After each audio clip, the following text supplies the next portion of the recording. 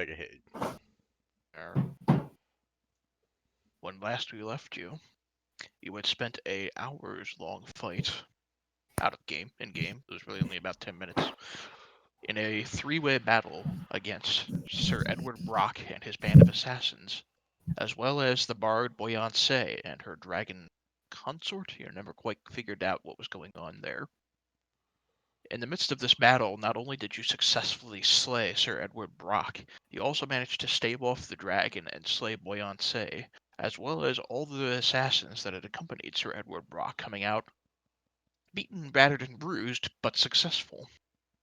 When confronting the dragon, your druid Tegan stepped forward, offering negotiation, as it was determined within an underground lair underneath the ruins that made up where she held court is where she kept her treasures, and one of the key treasures that she was holding, the Winds of Fate, had been stolen apparently by Dr. Otto Octavius. You made a deal with the dragon, this dark lady, that you would return with Dr. Otto Octavius alive if possible. The lady, by the way, for what it's worth, introduced herself as Nervareem. Whoop. Oh, I just crashed. I'm coming back in. Keep going ahead. Okay.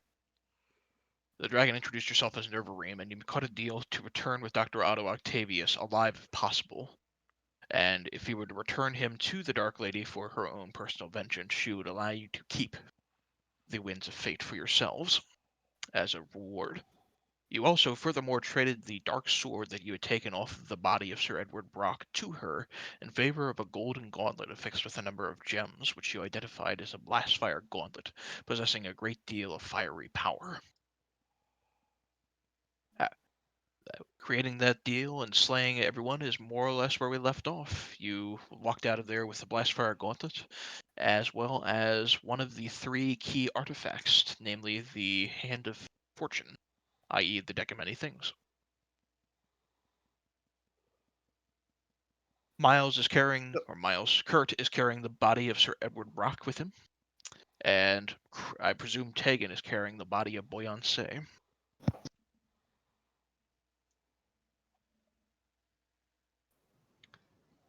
So I think when we left off, we decided we were all going to come back and pull a bunch of cards out of that deck, right? Is that what we had all this? It's up to you. You're welcome to. Oh man. I will play this game. I can play this game. I will jump in there and say that I'm going to take Beyonce's body over and to a area and go ahead and bury her. And I'll probably be away from the group for a little more than half a day or so to do so. And I'd also point out that Kent is acting awfully strange and seems to need some help. So maybe taking him to Summit Hall might be some good for him because yeah. Kent, what's going on with him? The worst effects of this strange madness are beginning to waylay. Now it's just like you're high on cocaine. But as you mentioned, I know he's not here, but I'm going to roleplay him because I know he would say this.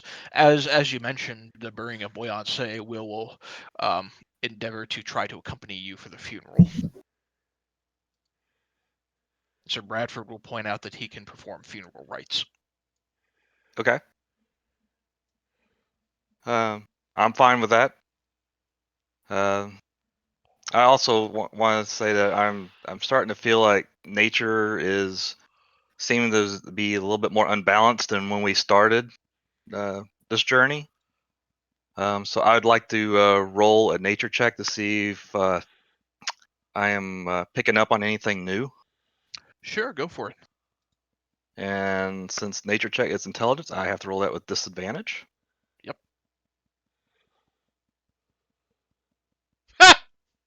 Sorry.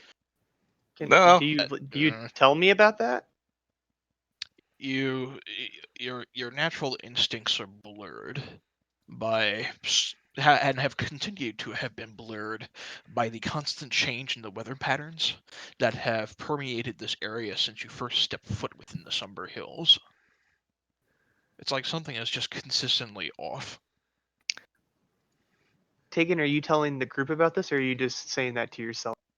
No, I'm telling the group that things just seem a little bit more off, and I'm trying to figure out what's going on. So I may want to meditate with nature after the burial, and while y'all get help for Kent or whatever, and I'll just be behind you guys by like half a day.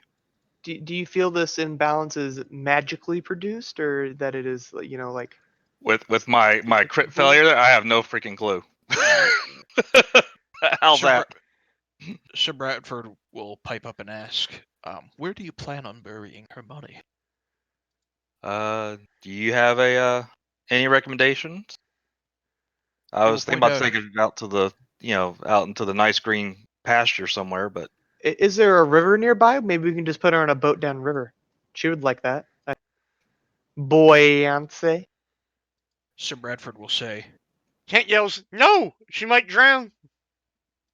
Sir Bradford will, ignoring you, will say, must point out that with the discovery of this information regarding the Winds of Fate, I believe I must return to Red Lodge as soon as possible and begin to get a hold of some contacts in order to determine where it is that this Octavius may be hiding, what rock he may be hiding under.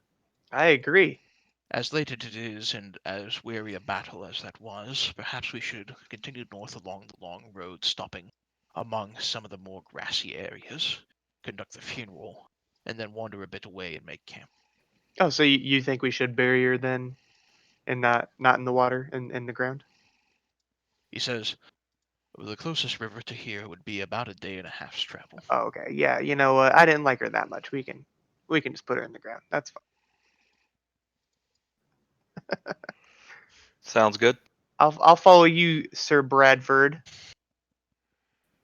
You say, still carrying Brock's on your shoulder, I to which yep, Bradford, absolutely. to which Bradford will point out, perhaps we should conduct funeral rites for him as well. I don't think that'll be necessary. Well, we should be fine. I'll just carry him along. He says, I know he's been desecrated in his memory, but he was a companion of mine a long time ago. Oh, He once absolutely. was. He'll be our companion again in a few days. Excuse me? Oh, I don't know if I told you this. I possess a few magical trinkets of my own, and one of them just so happens to be something that allows me to bring Sir Edward Brock back to life as a companion and friend. Make a deception check, in fact. I would have preferred persuasion, but deception's fine. No.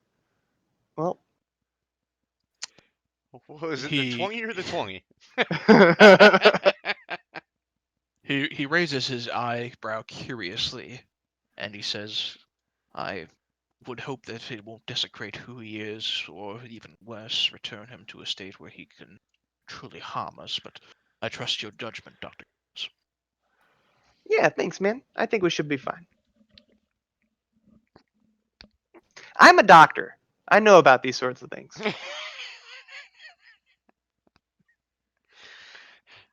He says, well, I'm unaware of any particular details within the medical profession that necessitates bringing someone who has uh, died back to life except under the extenuating circumstances, but without chronic energy. I suppose I'm not the doctor, so Well, I've known of some druids that can reincarnate those who have died, and others that can revive them. So I know it's within the bounds of this magical land, and I'll show you when it happens. It'll just take a few days for me to. very well. The day is beginning to grow short. Shall we continue, gentlemen? Yes, absolutely. Let's go do this funeral. Oh, as we're walking there amongst this grassy stuff, would you permit me to make a nature roll as well to see if I can see what Tegan was talking about? Go for it. Oh, black. There you go. From what you've garnished, based on your prior teachings regarding the flow of nature, something you couldn't help but notice, especially within the last few days. First off, the weather seems always out of put. It's either always rainy, downright pouring, or it is blistering hot, and it seems like it could change depending on where you are in the valley. Secondly, it seems like where some natural wildlife might be roaming within the valley, whether that be birds or beasts that might roam the woods hunting for prey. Any natural sense of that, any tracks that they might leave, seems like they've disappeared more and more. Like nature itself is trying to flee from the valley. So the weather is bad and there are no animals. Is that what I'm... That's the general sense you've been getting over the last few days. Okay. Do I have any sense of what is causing this, or I am just seeing the symptoms and I'm well aware of them? You're seeing the symptoms. There's no causation to. There's nothing immediate to suggest what the direct cause might be. Okay. I'll let the group know what I see. And This give is all an obs- credit to Croc. And this is an observation you've made over the better part of the last 10 day through the valley. Over the last span, I've noticed the things you just heard. All right. And I'll just say this as we're moving to the funeral. All right. As you continue to the funeral site, Sir Edward, or not Edward, Sir Bradford, excuse me, will lead you away from the long road to something of a grassy dell that rises up onto a small rocky outcropping behind it. The hill itself still being fresh dirt, and he begins to dig a grave for her. Being very quick about it, Will helping him out, and they begin to lower her into the earth. And he begins saying a funeral prayer to Lathander. Is there anything over the course of this funeral procession that you guys would like to do? I will not say this aloud, but have we already searched her body for magical items? You did. You didn't find Okay. anything that stood Well, in that out. case, nah, I'm good. Okay. As he finishes the funeral rites, then otherwise, they'll begin to bury the body. And Will came along with us, right? yes. Okay. And he'll say he'll mutter a silent prayer to to whatever deity will hear, and they bury the body, and they continue about 5 miles up the road where Sir Bradford will point out a rocky outcropping on a high perch that should serve as a good place for a campsite.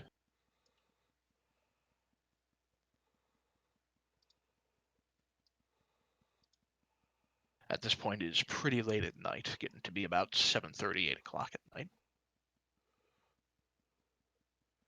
You know, it would be really good if I stopped disconnecting from the damn game. Right. Yeah, I'll set up a few alarms around and then say I'll take first watch. Oh, it's only like 7, right? We could tell some campfire stories and stuff, but I'll still set up the alarms and then All right. I can set up 4. All right. You set up the alarms. What are the rest of you doing? Sleeping probably, Okay. and hoping nothing jumps out and grabs me in my sleep. I mean, it's only like, oh yeah, never mind. You're acting crazy.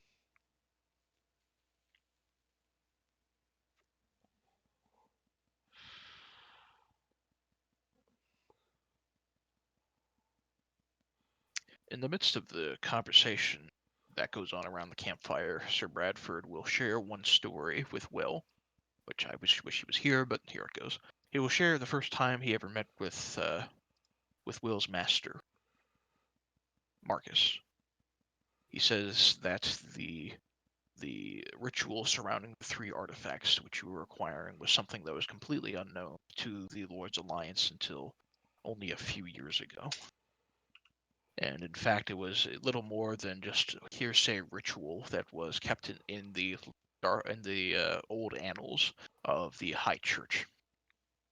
And over the course of his service, not as a paladin but as a knight of the Waterdavian nobles, he was commissioned by the Master Lords of Water to under their service to hire mercenaries in order to investigate rumors of a death cult within the city. That party consisted of himself, of Marcus, of Sir Edward Brock, and an elven warlock named who liked to call herself Madame Marion. And the name Madame Marion strikes you, Tuck, and you, Tegan, with some interest. Tegan, it strikes you with some interest because you're familiar that there's a warlock of the Summer Court named Madame Marion who disappeared into the Feywild a number of years ago. Nobody really knows what happened to her. Ooh, the Fae. Tuck, you recognize the name because she's your half-sister. Interesting. He's like, I And, didn't know I had a half sister. Unless you didn't don't know. want it to be the half-sister. I'm throwing it out there if you Sure. don't... Okay. I'm throwing it out there just to tie you because the extent of your story is, I got a big dick, and that's about the extent of Yes. it. So your half-sister... Friar Tuck's half sister's maid Marion. Is that what you? So Madam Marion, and Oh. whereas you can share this as you wish, but whereas Tuck has a gigantic dick, his half sister is the very definition of thick with two C's.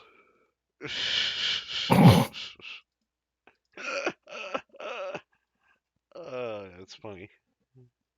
But you haven't seen or talked to her in a number of years. Gotcha. But he will share that this party of four had investigated the death cult and found it was being led by a nobleman who went by the name of Bartholomew Crabo, who apparently possessed some necromantic power. They turn around and slayed him.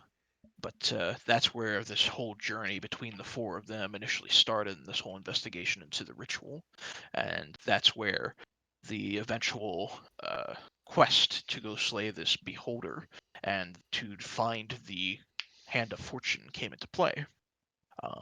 Eventually, over time, they discovered this beholder who was trying to acquire the artifacts in order to prevent himself from death. Beholders are often paranoid, and he wanted to prevent himself from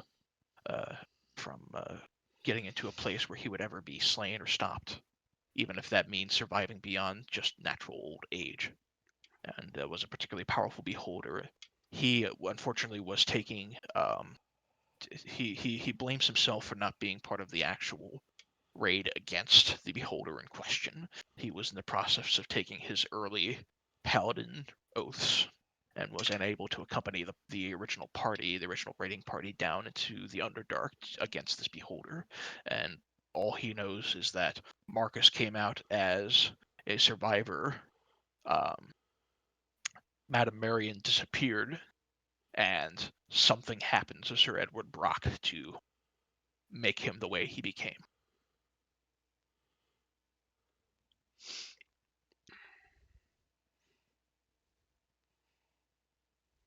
Very cool.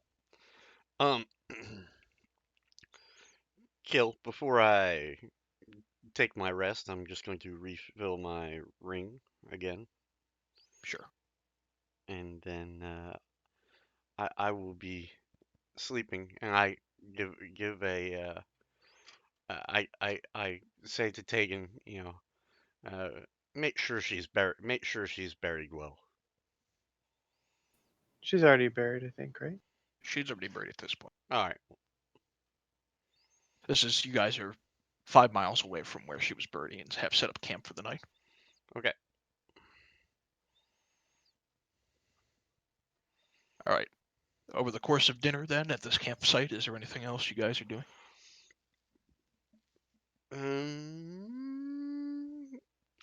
Well, what do we? Obviously, we've detoured quite a bit from our original task. Should we upon the morning, should we head head back to the temple, or should we head back to town first? What's our quest log look like right now? Sir Bradford will say, I am heading back to Red Larch myself. As I investigate rumors of Dr. Octavius's whereabouts, I would recommend you do what you can to breach not only the inner nodes that make up the remaining cultists within the area, but to also lay waste to the temples. Yeah, so how about you go look for clues, and then we'll go do the temple stuff, and then we'll meet you in town. If you want to wait up for us, if you find out where he is, we'll meet you. He will agree. Does that sound good with everyone? We go Uh, raid some temples. Sir Bradford will, as you discuss this way, ask what components are necessary for this ritual regarding Sir Brock that you mentioned. Oh, I've got them all in my pack, so you're good. You can head out, and then we'll just meet you. We'll meet you there in a few days. So a few days after you arrive, then. Very well. He says, well, these old bones are quite tired. I think it's time for bed.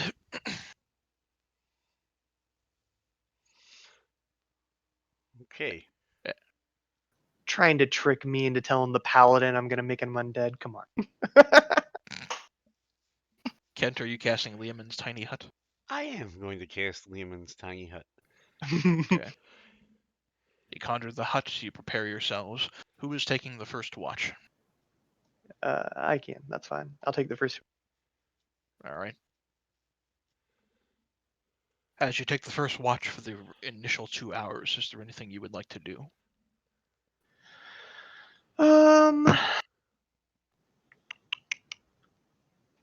I'm gonna practice with my bow for a little bit against a. No, that'll be too loud. People are sleeping. I'll. Nope. I'm not gonna do anything in particular. I'll just keep watching. Okay. Make a perception check. Sure.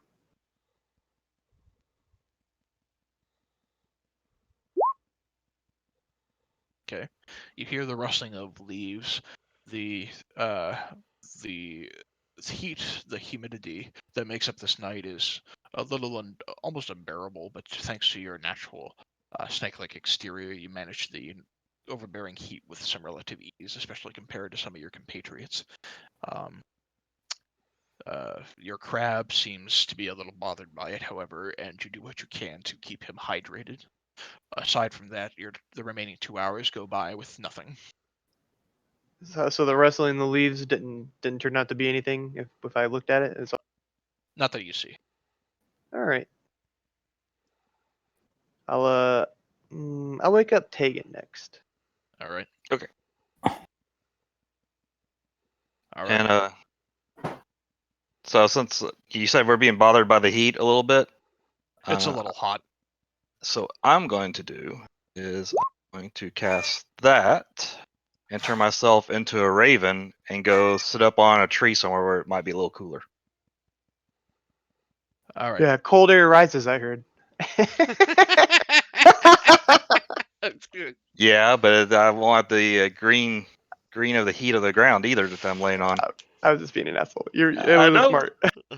Yeah, as you wake him up and as he comes out, you hear the soft shifting of skin as it turns to feathers and a subtle as he flies up to a nearby perch. Okay. Good night. All right, Tegan, what are you doing?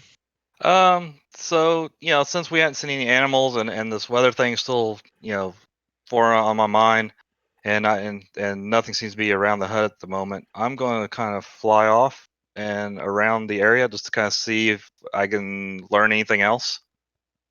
Make a perception check. Okay.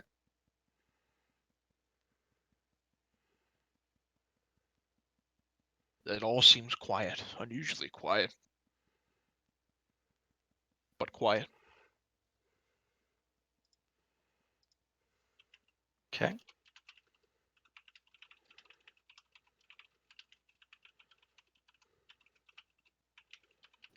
So while we're going through this, so do we want to brainstorm on what could be causing this or what's going on? Well, Uh, once I get up, I have a theory. Okay.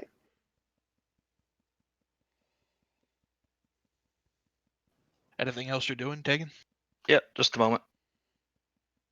I think he's typing. Okay.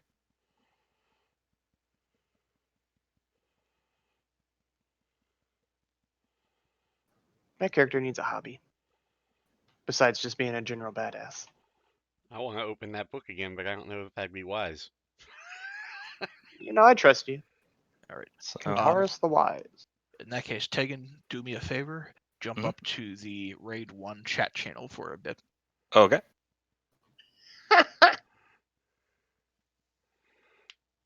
Doo-doo.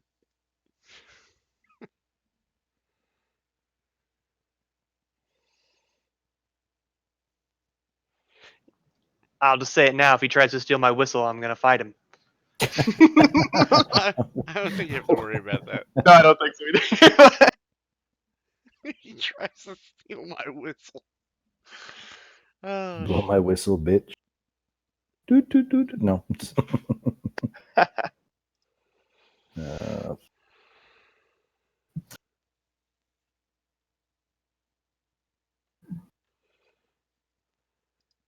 Actually, Discord's actually a really good way to be able to do that. Like if you're not having it, like if you want to separate people for a conversation. I agree, yeah. it's quick too. Yeah.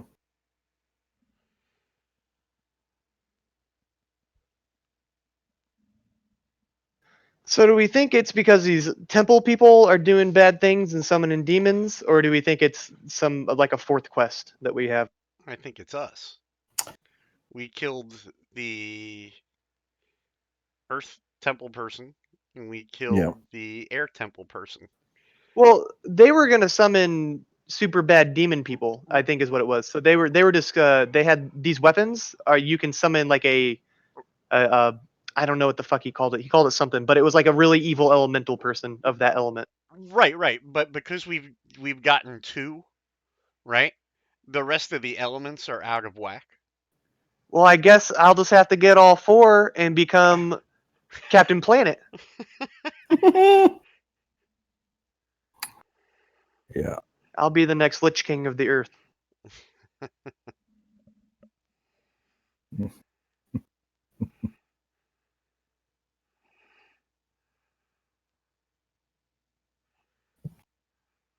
So, the remaining 2 hours pass. Tuck, you've gained all the benefits of a long rest. I did. So restore yourself if you haven't already. I already did.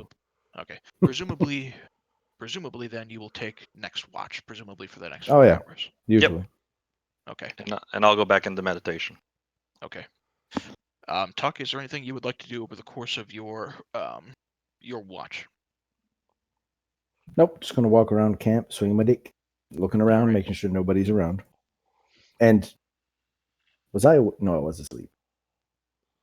You Did finished anybody your 4-hour tell me that meditation. they heard rustling around? No. No, Okay. because nothing came of it. Yeah. Anyway, Alright. I'm gonna walk around. Okay. As you walk around, you feel the sudden hand grasp over your mouth and your nose God damn it. with some sort of cloth within it. You instinctively inhale and try to rear back. But as you inhale, I need you to make a Constitution saving throw. It's a good thing it is it's +5. Am I right? 4. But yeah. Close. Oh. DC's 25. Oh, dick. You instinctively inhale back, and you begin to kind of reach back. You think you've elbow this individual who's choking you with this poisoned cloth. You're not sure what. You elbow back, trying to reach against this individual who has you in something of a chokehold, and the last thing you hear before you lose consciousness is.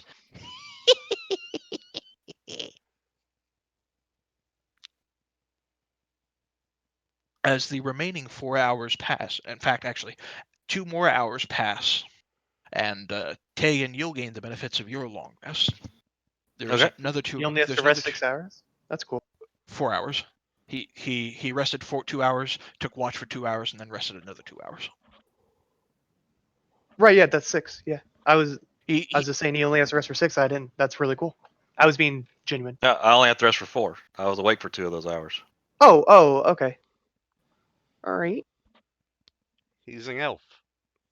Anyway, so you finish your meditation, you walk outside, and you notice Tuck's nowhere to be seen. And the alarms never went off or anything, right? If it did, your ranger never jumped up. Okay. Wait, So what? Okay. I'll kind of look around and see if there's any footprints or anything, and then come in and wake up our ranger and say, I think our monk is missing. So first off, make a perception check. All right. This is gonna be a long night of rolls. So even with that roll, even at a 10, you notice that there's a plate of food overturned onto the dirt. It looks like there's a fork and a knife that have been just kind of left on the dirt itself. You think maybe Tuck was eating something and he dropped it. It's not quite clear. And then something else catches your eye. There's what looks like a half-finished mug of ale, Tuck's mug, sitting on a nearby rock. And you know Tuck would never leave his mug half full of ale. That shit would be downed. Yeah. Okay. Then I'll come let our ranger know. Hey, something's going on. So I'll wake up Dr. Connors. All right. I will stumble out into the wilderness and have a quick look. All right. He points out those two things to you. Go. You can make either a perception or an investigation check, your choice. I will try to perceive. All right. As you get a better look around trying to gauge something, you instinctively head out to the edge of where your alarm is. And as you get around to the northwestern edge, which makes its way, which from your campsite makes its way deeper into the rocky outcropping, there's a sense that your alarm has something of a weaker tension to it. Like it's not gone, but it doesn't. It feels like something's been tampered with. What? All right. You don't know how to explain it, but that's as close as you can get. All right. Do I see any tracks? I mean, anything like that? That's really what I'm looking for. Not with a 19. Okay. Hmm.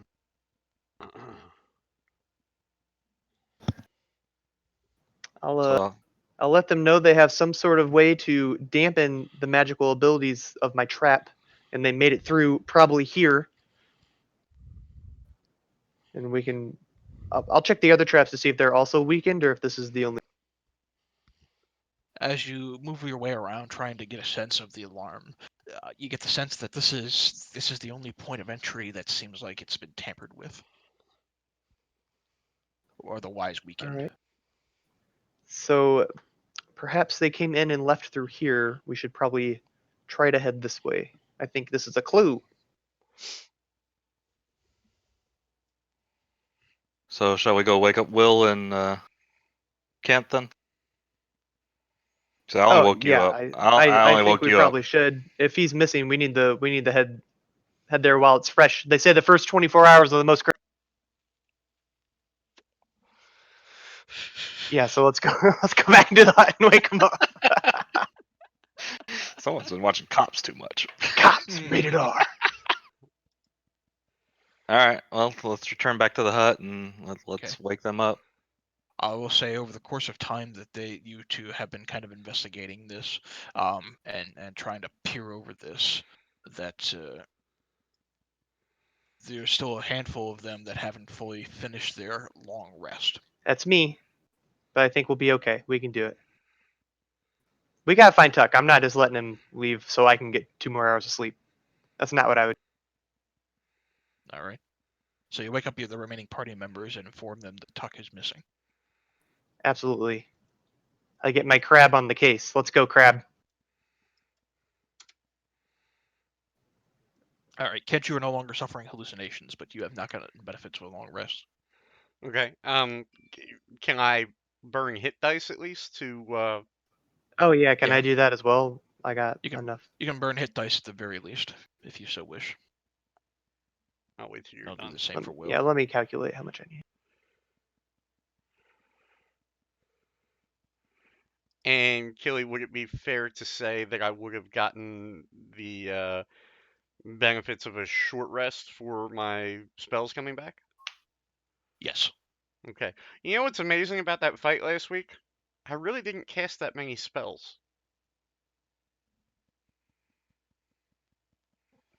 You spent the better part of the fight, I think, controlling the watery orb. Yeah. There we go. All right. All my hit die. Let me do my. Nope, all but one. All right. So that's 10, 18, and 8, which would be 26. So that should put me back up to. No, wait, 27 plus. Oh, Christ, I'm terrible with math.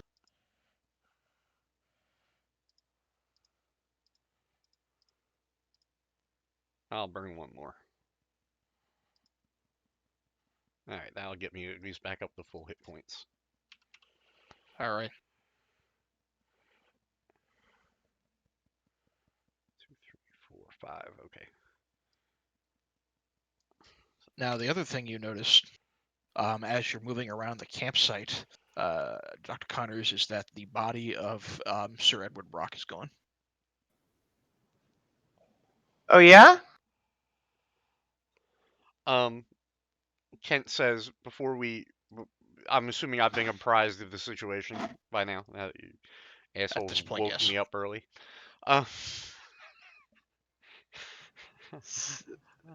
So what you're telling me is someone broke in, took out our watch, came in to the invisible hut, and stole the body as well. Yep. That's what it looks like. All right, I just wanted to make sure. I'm going to cast Rary's telepathic bond as a ritual. Okay. And I'll say if any, like, let's spread out a bit, and if anyone sees anything, at least we won't go alerting anyone to our searching. Killy, I, can I see anything in the general vicinity where Tucknall was at? Make either a perception or an investigation check. Okay. Now, investigating the site, aside from whatever has been pointed out to you so far, you do notice that, though subtle, there are some tracks hidden within the nearby dirt.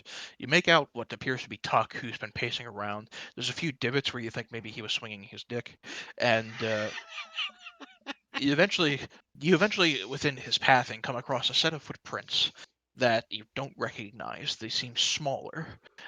Your familiarity with these sorts of situations suggests that they may be a woman's, but they're much smaller feet, and it looks like that Tuck's feet have been dragged back a little bit, and it looks like it continues off to the northwest somewhere, and then it just disappears. Where are we at on the map now? You are just north of the manor. North of the manor. Yeah, I know. Where was the manor at, though? If I had to look on the big map here. Oh, shit. I didn't know we were that far down. You said northwest, so up this way. Up towards the westwood. Oh. Guys, I don't know if you saw these tracks when you were looking around, but it seems that they. I'm going to do my best. I'm going to do my best. What the hell's the guy's name from Lord of the Rings? Aragorn. No, not. Was it Aragorn? Legolas. Legolas. No, it was Aragorn. He's like. It was and the- Aragorn who did all this stuff. They were here. They rolled around in the grass. and the tracks led off to there. And then the orc said, "Meat's back on the menu, boys." I don't know how I know that, but I do. Um, so shall we break camp and follow the tracks? Yeah, That's we the should th- definitely follow the tracks. That's what I wanted. that's the thing. There are no tracks. Well, At the very least, it looks like it cuts short just shy of where fucking Dr. Connor's alarm is. it cut short right there. Yep. And then the tracks disappear. Uh, What's in hmm. that direction? Any cities or anything that I would know of? Like Sir if I Bradford knew the. Sir Bradford will point out that deeper into the mountains, deeper into the hills on this end lies the Westwood, which he says Do elves live in the Westwood?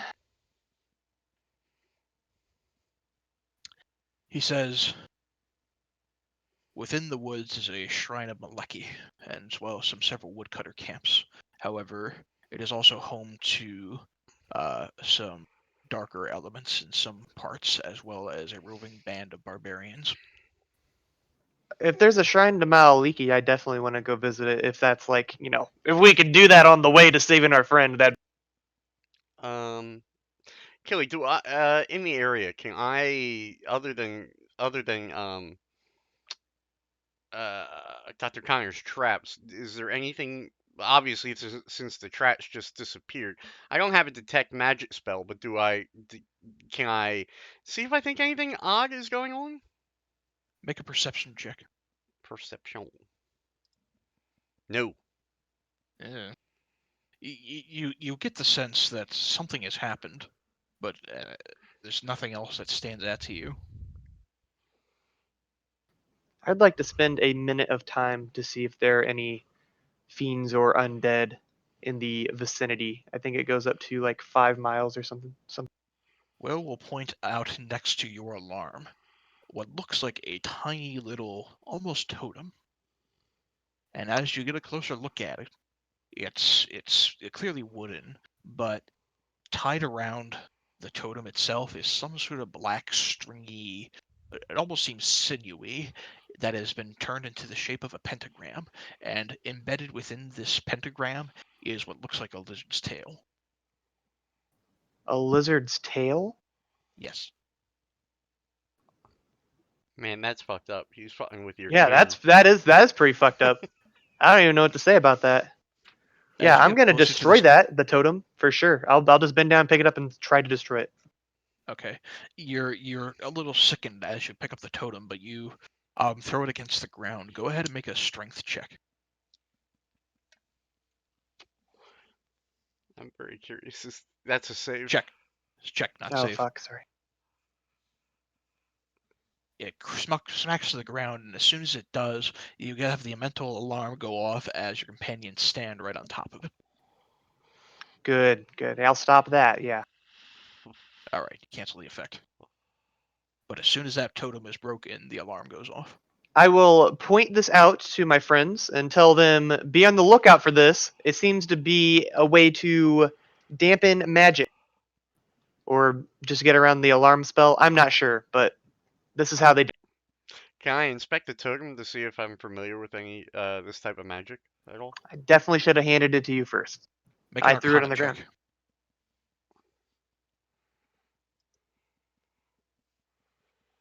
You're passively familiar with some dark arts. You think this might be some form of a suppression spell, but you're not familiar enough with the magic to know the details. I'll relay that. Sweet. Well, Can we identify what kind of wood that you said it was a wood carving, right? Yes. Is it possible to identify the wood and maybe we can discern if it came from the forest? Make a nature check. Of course, you know. CSI Faerun. You Disadvantage one.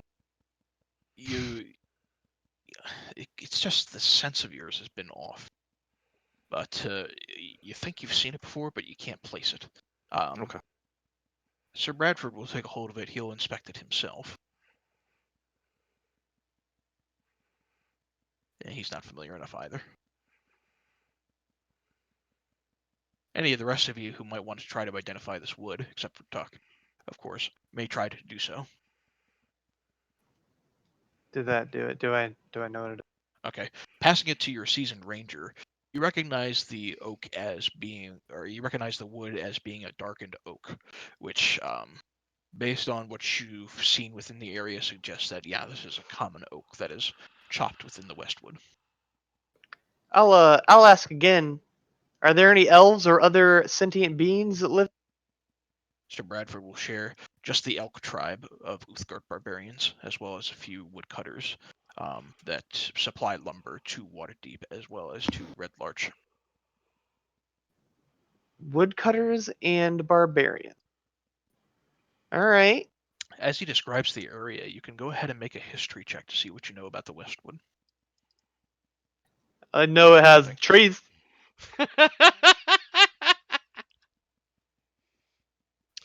Kent, you know that the Westwood was originally home to an ancient elven kingdom, actually, as he mentions elves. Ancient elven kingdom of Rilithar. So there are elven ruins within some of the some parts of the Westwood, but those are long abandoned and are often made home to some unsavory creatures. At least the goes. I tell that information to the group and say, "Who's got the history knowledge, huh? Huh? Going back to when we It's you. first met." I'll just reply, I'm glad someone does. Well, Sir Bradford will pipe up and say, "It seems like whoever took your companion may have taken him to the Westwood, though with no I'm- tracks." Go ahead. I'm getting that sense too. I'll agree. Says, though with no tracks, it'll make it that much more difficult to figure out where it is he may have been taken.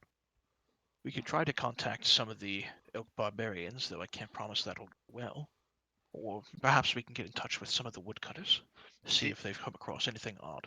do you have any personal contacts with either the elk tribe or the woodcutters of this area? He says, nothing personal, but I know that the woodcutters of the region frequent enough of the forest to know to know where to go and where not to go. Can- They may be able to point us in the right direction. The barbarians will often frequent some of the hidden areas of the forest and then attempt to go through their own personal rites, usually through hunting. Do you think you could give us? We know you have to return the Red Larch. Do you think you could point us in the right direction to make contact in the woods with these folks? He says the woodcutters would stay more to the north. That would take some time to get to, and I believe your companion was taken. If you're lucky, you may run to one further to the east. As far as the barbarians, keep to where the game is, and you'll likely run into them. All right. Well, Sir Bradford, we must, we must find our friend. So we wish you farewell and hope that you can. Shit. What was he investigating? Not the death cult. Oh God damn it. Where He's trying Octavius for was. Octavius Oh, yeah, one, yeah. Octavius. Yeah, I'm sorry. We hope you can find out where Octavius was. It may help that the last time we saw him, he was turned into a mouse and thrown from a tower. He says, I'm not sure how we could easily find him then. Well, my guess is that the polymorph spell that was used on him may have ended by now. But in the last general vicinity that we saw him was on the roof of Feathergale Spire, where He he. says, Oh, sorry. well, that's a place to start. Perhaps we can find out more from there. All right. See you later. We're gonna head out and find our friend now, Um, since he's gone.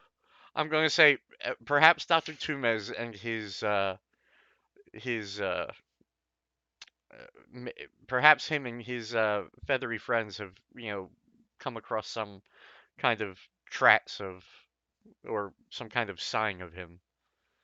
He says, "I'll begin my search. Good luck." All right. May the power protect you. He bows and gives one last worried look over before continuing along his way. If you leave him. May the Schwartz be with you. All right. From there, what do you do? We head in that direction, looking for clues. We spread out and look in a line. Have you ever seen any search movie? All right. Um, You begin to, you Kill. begin to wander your way towards the forest. Assuming that's a couple miles away, it's probably like what, like half a day or something like that. Under this direction, it would take you maybe about, if we're assuming that this is you kind of get woken up early in the morning at around 4 or 5 o'clock ish, Mm-hmm. then you'll probably get there by about late morning, 10 o'clock. I mean, he's only like 4 hours ahead of us. If we double time it, we might be able to catch up, or at least catch some kind of clue before we enter the forest.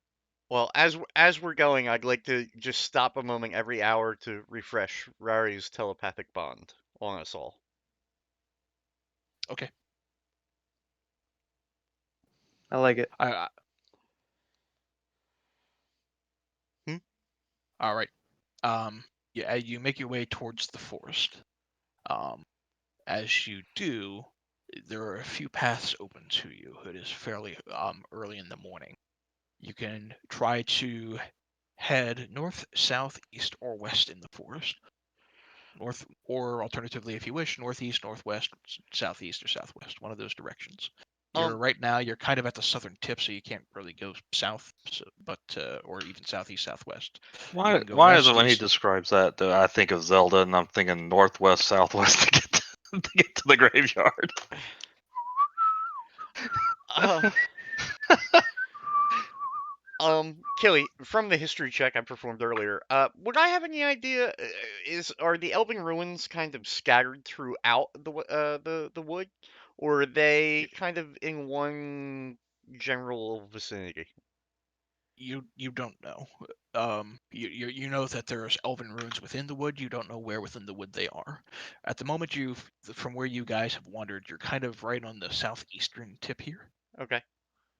You can spend, depending on where you go, 2 hours heading to the southern tip, the dead center of the forest, or the very eastern tip. I would say southern tip than northerly. What about you guys? Yeah, that's fine. Miles, it's 1 in 4 shot chance. Let's go south. Okay. You stay along the southern path. The woods begin to grow a bit darker. As you all make your way along the southern path and begin to examine that portion of the woods, I would like you all to go ahead and make a perception check. Mm-hmm. Oh, why do I see the cloakwood spiders in this motherfucker? And as I'm sure Achilles the only person that's played Baldur's Gate, he knows exactly what I'm talking about. All right. What about Will oh yeah. Sorry.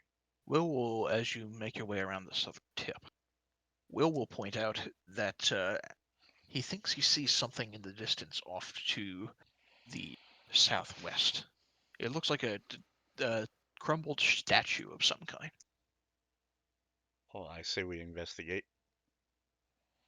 Lead on, Will. Okay. As you pointed out, you can all see the statue at this point and begin to make your way over to that direction. As you do, as you get closer to the statue itself, Dr. Connors, you begin to recognize the features of the statue. Although it is overgrown and there are vines that kind of wrap around this individual, you recognize the statue as being the shrine to Maleki. Me elite. Excuse me. Yeah, you're fine. Awesome. So it's a unicorn, I take it. Yes. Cool. That's very awesome. I'll leave some sort of offering here. I don't know. like food or something. What is Maliki? I don't remember my lore very well, but I'm sure my ranger would. Okay. Go ahead and make a religion check with advantage.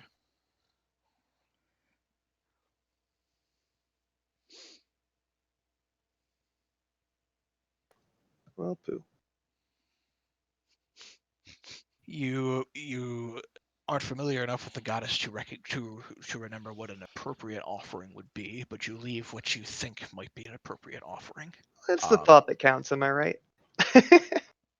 As you leave it down there, or as you begin to prepare something, go ahead and make a follow up with a perception check. All right. As you get a closer look at the shrine itself, you recognize that there are a couple of other offerings that have been left in place, most of which being apples and carrots. Oh, okay. Well, then I'll leave some fruit if I have any on my bags, or I'll look around for some fruit if I don't. Okay. But I don't want to hold us up. As you Kent would Go like ahead. to say. Kent would like to say. Perhaps this is the perfect place to allow your troglodyte to be free. Oh, next to this shrine? No. Mayoliki does not approve of that. I'm sure she's a clean unicorn. This is a dirty little troll baby, aren't you? Aren't you, dirty little? as you kind of hide the troglodyte away, and you leave. Excuse me. And you leave the offering from it. You utter a small silent prayer, and as you look up, you can see a golden stag kind of peer out from one of the nearby, from one of the nearby parts of the wood, and it's kind of staring at you. I will approach it slowly. Make an animal handling check. Sure. One. Like solid golden, or no? No. I have the innate ability to communicate with beasts, and they recognize me as a kindred spirit. Would it allow me? It would allow you cut out, but allow you to roll with advantage. Oh, okay. You're just right at the moment. You're just trying to approach it.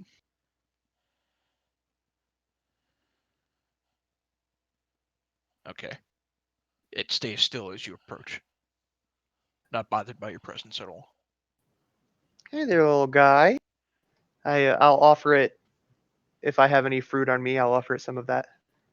Okay. You pull out a few bits of fruit and you offer it to the stag. It reaches down. This has fairly large horns, and it has this beautiful golden pelt on it. As it reaches down and begins to just kind of mush, eat this fruit out of your hands as you offer it to him. The rest of you standing back at the shrine are kind of in shock at this. I'll talk gently to it. It's more about not what you say, but how you say it, as they tell me. So I'll just talk kindly to it and give it a few pats and feed it another piece of fruit and tell it say that we're looking for our friend who is lost somewhere. He's been kidnapped, we believe. And I'll give it a small life story. Okay. As you relay that information, the golden stag will take a couple of steps forward and will begin to lie down and look up at you. As like an invitation for me to mount it. Make an insight check. You think so? All right, I'll start to climb on slowly and wearily. If it doesn't like it, I will definitely climb off. You begin to do so. It makes no suggestion to suggest it's about to restrict you. Perfect. Let's do it. All right. As you get yourself situated, you watch as this gigantic golden stag begins to rise, and then with an incredible amount of speed begins to dash off into the forest. Follow me! Kent You hear me as I yell? Kent quickly takes out the flying carpet. All right. You quickly bust out the flying carpet, you hop on, and you follow the stag into the forest. While that's going on, Mr. Garin, are you still there? Yes. You Oh, you're in a awaken. fucking dungeon. You awaken after having been unconscious for some time, and as your eyes begin to open, you begin to. It's dark where you are, and it takes a little bit of time to begin to adjust to your surroundings. And as the light begins to hit your eye, what little dim light there is in here, you attempt to move around, and you recognize you're tied up. Your mouth has been bound shut or has been gagged with what tastes like uh, some sort of apple, but it's large enough that you're not able to really, and hard enough that you're not really able to bite down on it. Your hands are bound tightly to your sides with what feels like some sort of black sinewy string, as are your legs. Your hands being tied more behind your back with your arms to your sides. And as you look around, you recognize you are lying like a weenie on a table.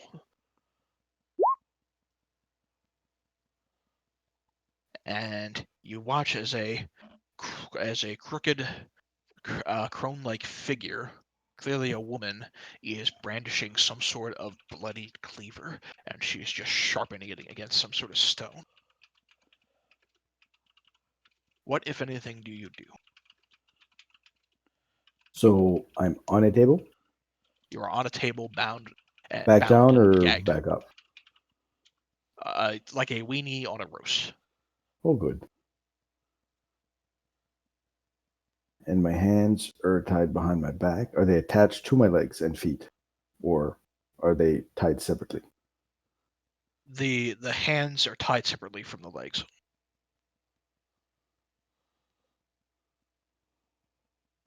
And this person, is she facing me? At the moment, no. She is covered in a musty, dirty black robe, and she is just sharpening what looks like a bloody cleaver. If I look around the Sorry. room, is there a wall around me? Is it a Make a perception check. perception?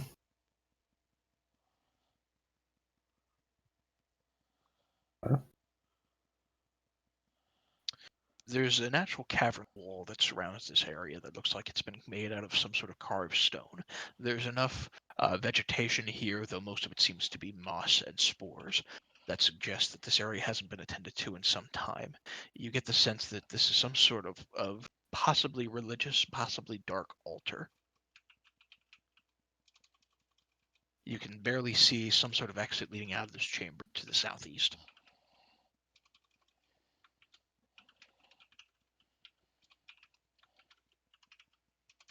Do I have any of my stuff with me or near me? Your staff has been taken. You can see it lying off to the corner over in this general vicinity. And my bag? Your bag would be over there as well. Okay. The lady who is in the middle of sharpening this cleaver is standing fairly close to it. If I pull my legs up a bit, can I reach the knot or the attachment point if there is one on around my feet? Lifting your legs up to try Or to pulling my untie. legs backwards to my hands ish. You would have to flip over on the table.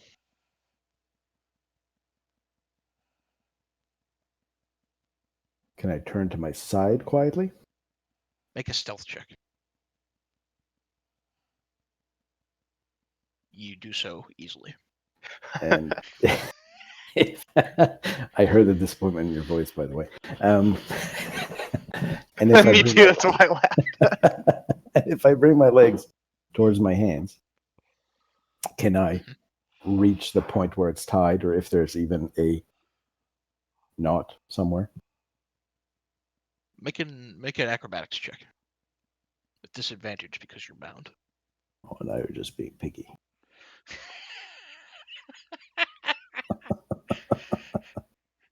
As you attempt to kind of reach back, you shift around a little bit trying to grab it. You're not quite able to do it. And as you're doing so, you hear a old voice utter, "Finally awake? No, don't struggle, dearie. I would love to chop you into little bits and have you for lunch, but alas, I am on a schedule. And she walks over towards you and you begin to see a better portion of her front. She's got a very old face. Her nose is elongated and crooked, and she has dirty black hair that covers her face. Her very, very wrinkled face as she wanders closer towards you, and she says, "You have no idea how long I've waited to taste a little bit of youth. Hmm. As much as I'd love to take every part of you, I'm afraid I'm on contract here. So close your eyes, bite your tongue, and I promise this will all be over soon."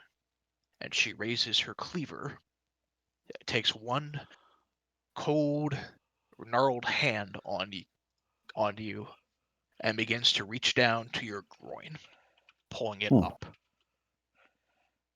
I'm gonna kick up my legs and try and catch the rope around them on her cleaver. Make a let's do this. We'll call this an opposed dexterity check. So go ahead and make it just a flat dexterity check. Oh. And hers, she rolled a 16. So you raise your legs up at the last second as she comes down in a chopping motion, and it chops. It almost hits your legs, but it does manage to catch a little bit of the sinew. And as my legs are going up, I'm gonna roll sideways and try and break the sinew if it got cut enough. Okay. Make a strength check.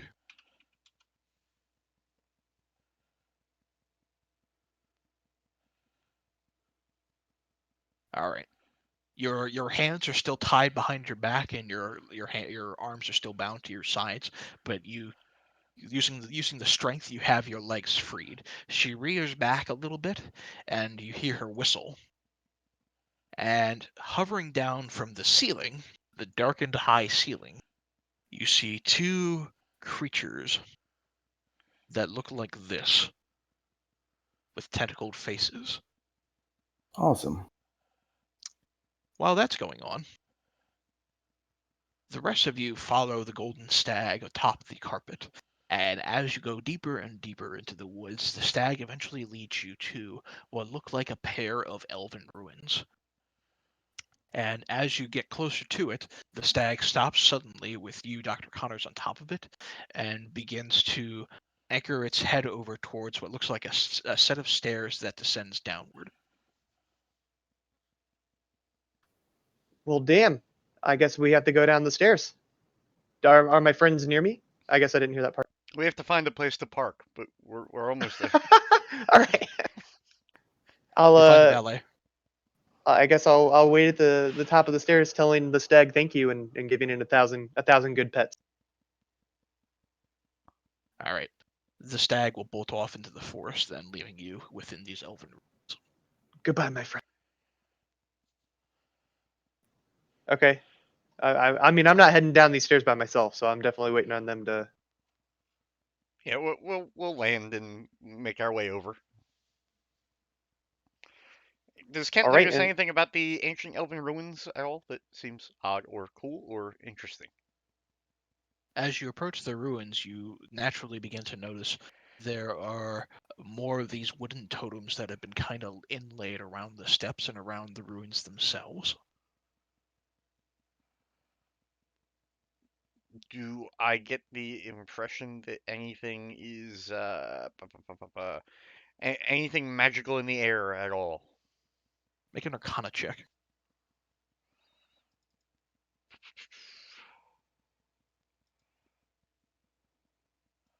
This place is lousy with dark magic. You get the sense that the bulk of the totems that you're seeing around this place are meant to suppress possibly tracking or scrying spells. Um, Like whoever is here wants to stay hidden. um, with that being said, if I reach out my staff and touch one of the totems, did anything happen? Anything Oh, careful! It might be an alarm. If might you be touch it, they might know. might be an alarm. You as you reach out with your staff and touch one of the totems, it doesn't immediately seem like anything happens. Meanwhile, downstairs, this old woman suddenly rears her back head a bit, and she goes, "Your friends are faster than I had anticipated, dearie." Pain, panic, restrain him. And Tuck, go ahead and roll initiative.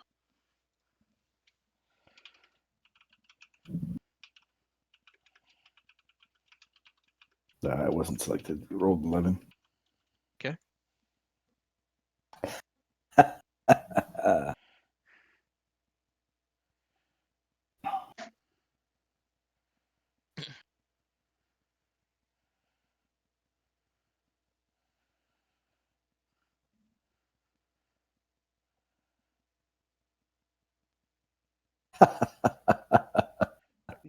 You got balls laughing at that.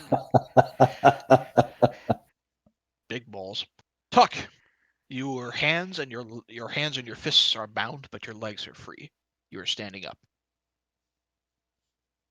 My hands are bound. Yes. Um, In this blackened sinew. Your cock is free.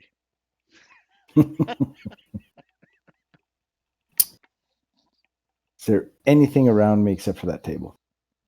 Your staff and your bag are lying in a corner over in this direction. Right. But there's nothing else in my current vicinity, like right around me, that's pointy, sharp, or burning, Not aside from the cleaver in the lady's hands. which she's far away. Okay. Can you call your staff to you? I don't think it's my shoulder. Is it? I don't think I can, but it won't help. Because my hands are behind me. It'll smack me in the balls. So,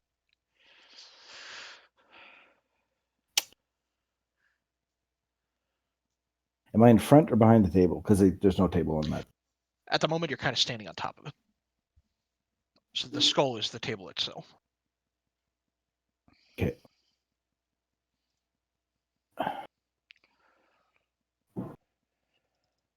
In truth, the skull is the table itself, and it's centered around what looks something like a sacrificial pit.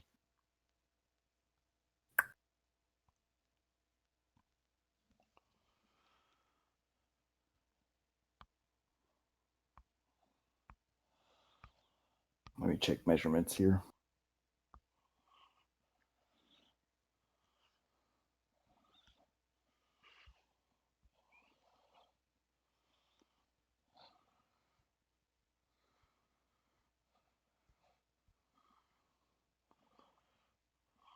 And my bag is down here or up here? I forget which one it was. Whoops. This guy? Down That here. guy.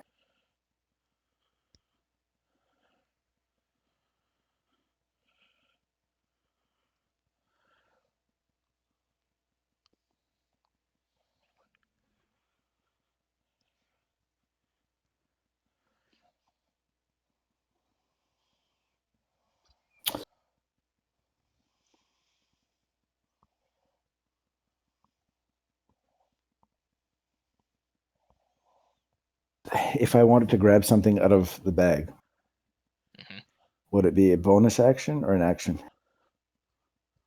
It would be an action to get something out of the bag. At least it would be an action because you're bound.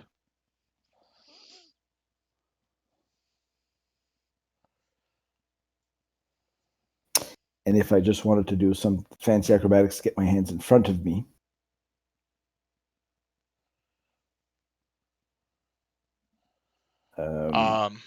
movement, action, reaction, bonus action. I'll let that be a bonus action if you want to try to do that. The table, I'm assuming, is big enough. Yes, quite big. So, yeah, it's a big circle. So, Yep.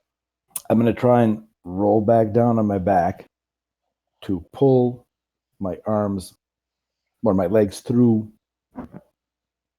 my arms under the rope All so right. that they can be in front of me. Sure. Acrobatics check. All right. You're still bound, but your arms are now in front of you, bound together. Okay. They're bound to your sides, and your hands are bound together. So they're now in front of you their hands are now in front of you rather than behind you, but your arms are still bound to your sides. Now the question remains, can I call my staff without actually throwing it first? Yes. I'm going to call my staff back All to me right. because it's 15 yards. All right. You call the staff back to you, which flies just underneath the first of these tentacly creatures, and it's back in your hands.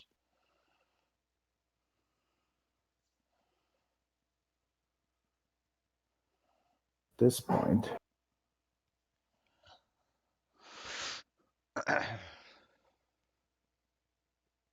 fuck it. I have a big dick, might as well have big balls too. I'm going to walk forward. No.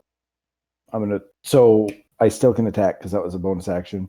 Was grabbing my staff an action, or was it just being? We'll call it grabbing your staff would have been we'll call you grabbing your staff being the action because you used a bonus action to move your hands. So I have nothing else except movement. It's nothing else except movement. I'm going to make my way over here. Okay. You retreat off the table and begin to retreat your way towards the back of the cave. And I'm going to ready myself. Okay. One of these creatures, you watch from one of its tentacles, there is emitting from it some sort of ray. I need you to make a strength saving throw. You succeed against it.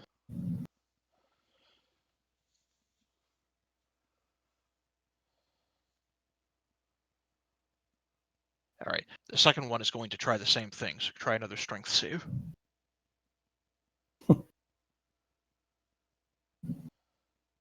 You succeed against that too. There are two rays from these creatures trying to keep you pinned down, but you shake yourself free of both of them. You watch as the madam, frustrated, raises her hand, and pelting out of it, or shooting out of it, is a green, sickly ray.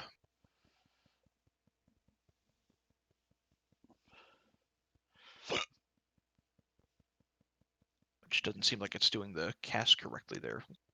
Hang on.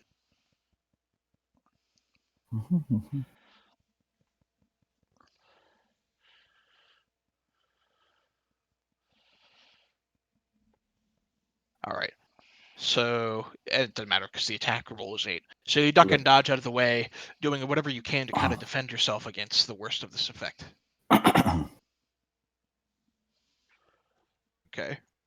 Now, the remainder bulk of you are making your way down the steps, I presume.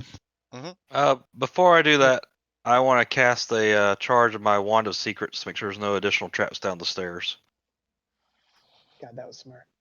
As you cast the wand of secrets, the wand itself doesn't pick anything up as far as hidden traps or hidden doors or anything else.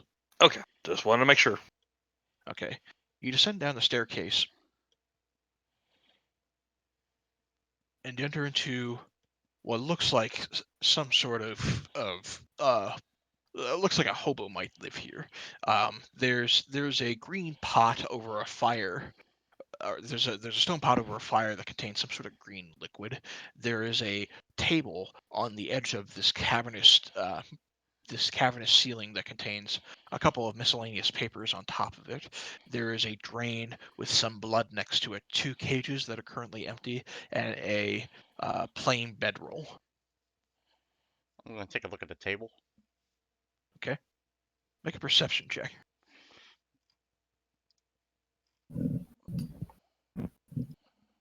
Oh, Jesus. A bunch of miscellaneous papers and old musty tomes. Well, are the tomes of anything of import at all, or just anything odd, tome wise? I mean, I at least know there are tomes. Not that you can surmise just by glancing at them. Okay. Um.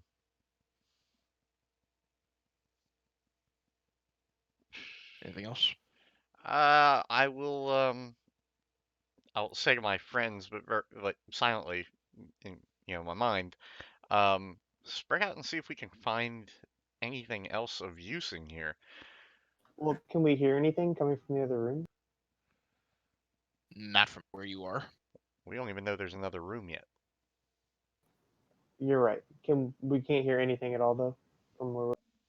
No. And the Wand of Secrets told us nothing.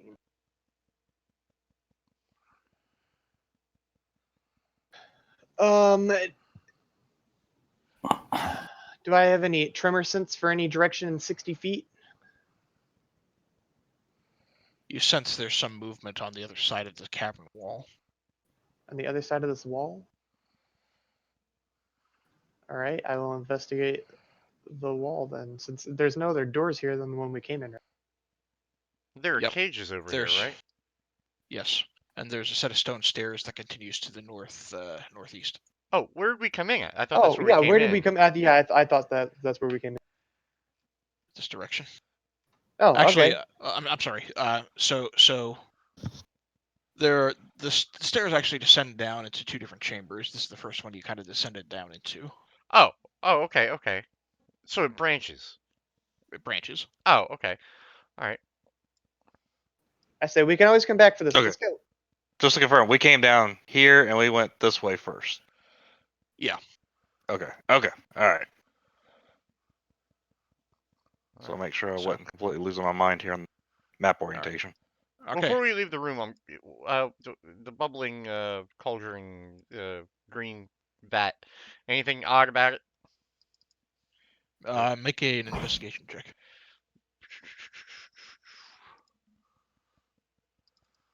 Peering around at it, it looks like some sort of really, really bad stew. It smells like rat. Is there like a spoon or anything like that or anything? There's a large wooden ladle that's set on the side. I'm just gonna give it a quick stir. Okay.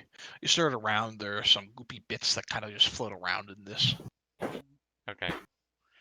All right. Well, that's interesting. And then I will follow my compatriots. Tuck, your turn. Okay.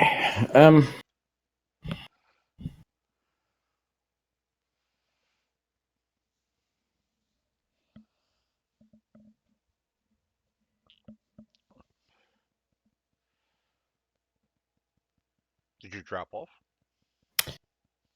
Oh, am I? No, I'm not muted. I'm going to move here and kind of position myself between the fat bastard here and the other two. And I'm going to hit him. Since I found my character sheet.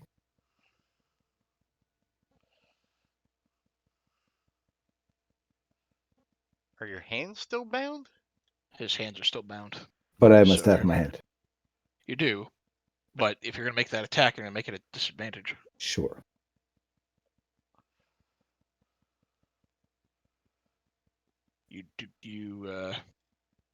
We'll count the 25 and the 26 because those are the first rolls. So with the 25 at disadvantage, you manage to swing one part of the staff up. In fact, now that I think about this, these guys are actually floating like 30 feet up in the air in what is a 40 feet ceiling. So, well then, it would have been nice to know that first. Can I move up to her then? Yeah. Where the fuck? Let me measure that again. You've got enough. What do you call it? Yeah, I just want to see where I can get to. So if I pass under these, I don't attack of opportunity because they're far away from me. Right? Well, I'm sorry, what? If I go, since they're 30 feet up in the air, I can walk under them without triggering an attack of opportunity. Correct. Okay, so I'm going to move behind this douchebag. down here. And I'm going to hit her. Okay, go ahead and make another attack roll with disadvantage then. Disadvantage. Yep, you're still bound.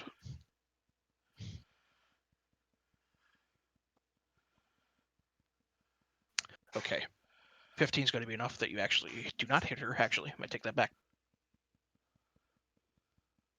I'm sorry, give me just a second here. Yeah.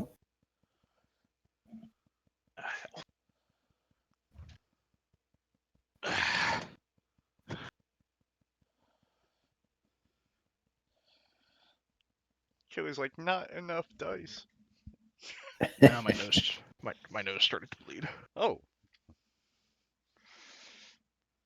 I was looking for the tissues. Am I making this hard on you? Nah, I've just been having problems with this damn nose for the better part of the last day. Anyway, so all right, so 15 and 15. Neither of those attacks are going to land on her. She uses the cleaver, and bound as you are, your attacks are just slow enough that she's able to parry them.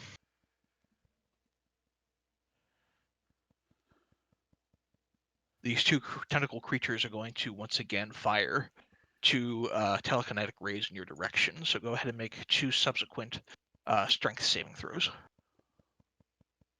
Nope, sorry. We'll count to 15. Yeah. And we'll count to 17. All right, again, you resist the effect of these creatures as they try to restrain you. And the madam, frustrated, or growing increasingly frustrated,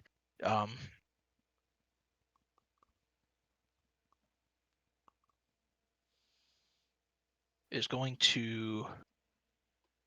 It doesn't have the spellcasting her. Okay. She can innately cast Magic Missile, even though it's not listed on this page for some reason. So she's just going to cast Magic Missile at you. Sure. you want me to cast it? Oh no, probably would Yeah, be go the ahead. same stat. Well, yeah, I guess it wouldn't matter. Level 1 Magic Missile, if you wouldn't mind. Sure.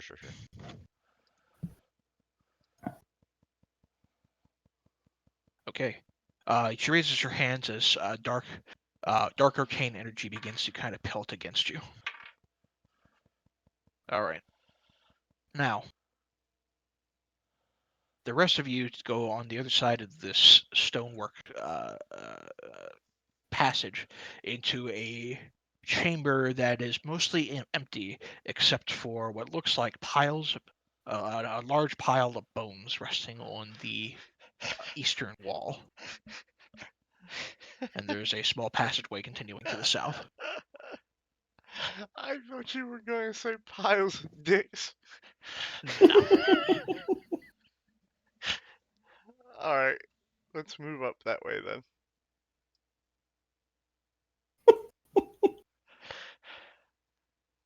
Oh, Jesus.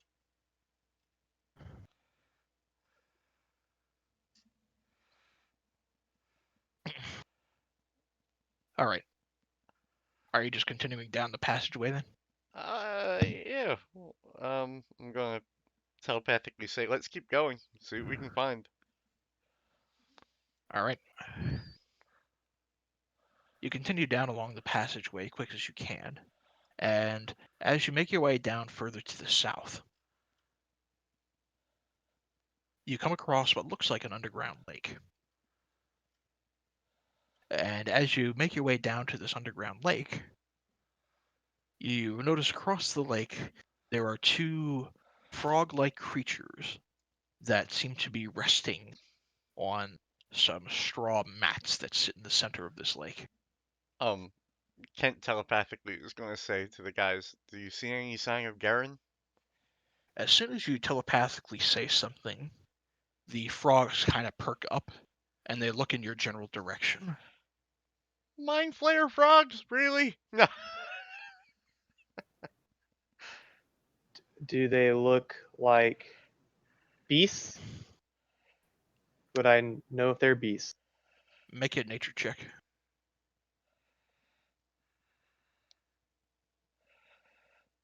These are not beasts, these are aberrations of beasts. What is okay? Does that make them a fiend or an undead? Hang on. He's like, I have to double check that one.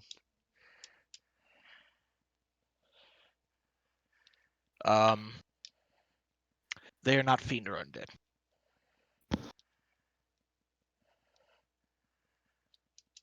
Well, I've done all I can do. Do they notice this yet, though? You said they They've perk noticed up. you. Okay. They've noticed you. As soon as you telepathically communicated, they've noticed you. Okay. Are they attacking us? No.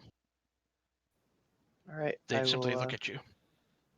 I'll give them a curt bow and be on my way. And I will follow. I'll follow. As you make your way further north, that's when you begin to hear the sounds of battle. So Guys. one more time. I say mentally. I hear them this way. One more time. Tuck, I would like you to. It is your turn again. You can choose what to do.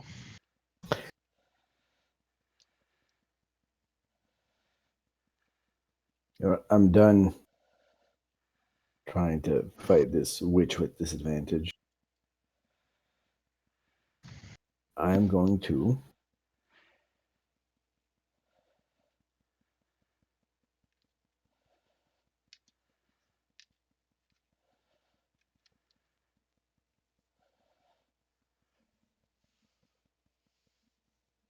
You're going to hang pretend on. I'm you're trying a to find the mime. skill here. I'm looking for the skill. Mime. So if I grab my bag Mm-hmm. and I can go inside to get something with an action. Yes. Okay. I'm going to do that. Okay. Cast disengage. All right. I'm She will going reach to out for you, but you're too fast for her. Good. I'm going to reach here to grab my bag and go inside to look for my daggers to Okay. cut myself loose. Okay. You Can I manage grab and to- cut? You grab you lean down, or you grasp down really quickly, kind of grabbing into the bag, doing what you can, though your hands are bound, and you fidget around. Go ahead and make an investigation check. You find the dagger. It's right where you remembered leaving it, and you pull it free. You now have a dagger in one of your free hands, and the staff in the other. Can I cut said rope now? You would have to do so as an action. Use your action to give it. Okay, I used my action. Are you done for the turn then?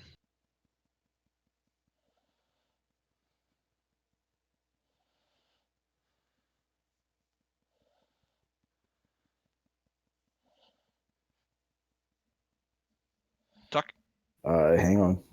I'm thinking. 15.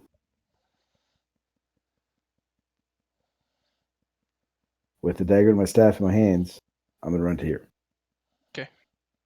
And I obviously see my companion. All right.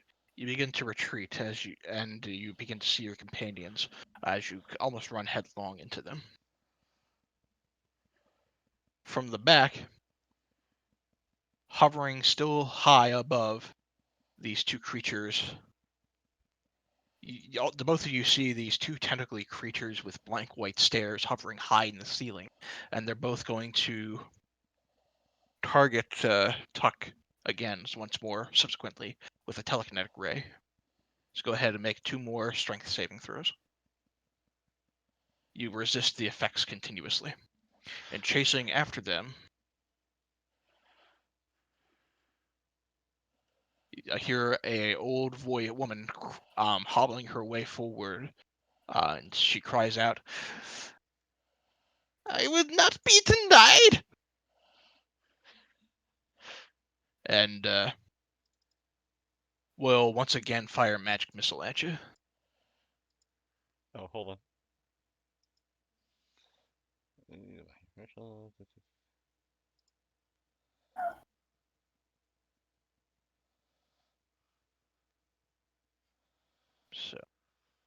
All right. So you take another 10 points as you're retreating away. And at this point, as you're retreating down, she and the other creatures make eye contact with you. She startles back, a little surprised and frustrated, and some of you who are looking back at this woman, as she looks up, wrinkled face and all, you see her eyes briefly turn into pure black, and you hear a voice shift from the south, or you hear movement shifting from the south. I'd like everybody who has not yet rolled initiative as part of this order to go ahead and roll initiative.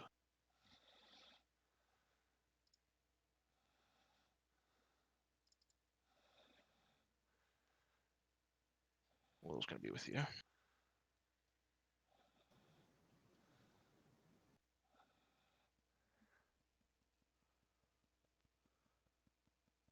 All right. Pretty sure I just rolled 2 1s. Cool. Did you roll for the crab? Not yet. I was just mad. Okay. There you go. It's just mad.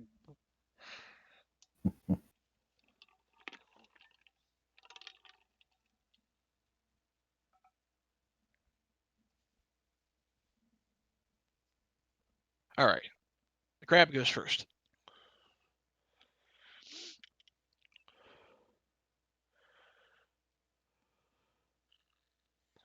Yeah. Claw Well. does not hit her. All right. All right. From the south, all of you hear as both of these creatures seem to teleport, one in front of you and one behind you.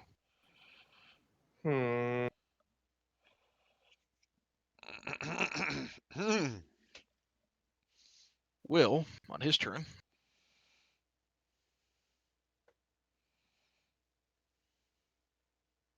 seeing the potential danger of the situation, is going to look back at the frog to the north, and he is going to attempt to polymorph it into a roach.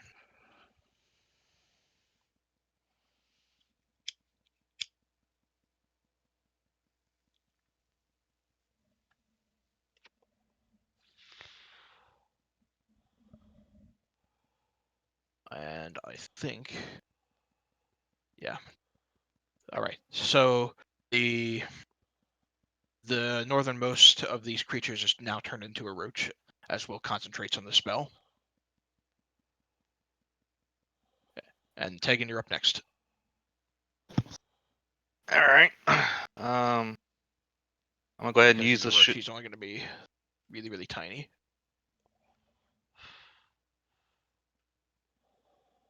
Okay. I'm gonna use my shillelagh to go ahead and power up my staff. I'm gonna do scimitar and shield, and then let's see. You know what? I'm gonna hold on.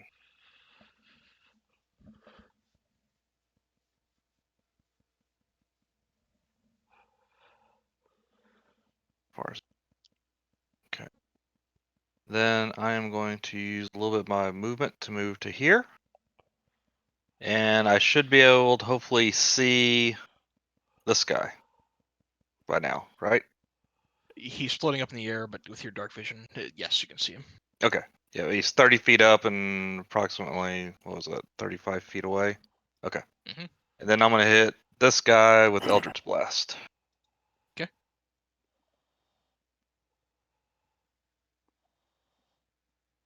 All right. Both of those attacks will land. You pellet this creature with golden eldritch energy as your eyes flare with the natural golden power of the summer court as you embed this creature with your eldritch blasts. It does not make a sound as it's hit. Really? Okay. Interesting. All right. And then for the rest of my movement, I am going to shift back over here.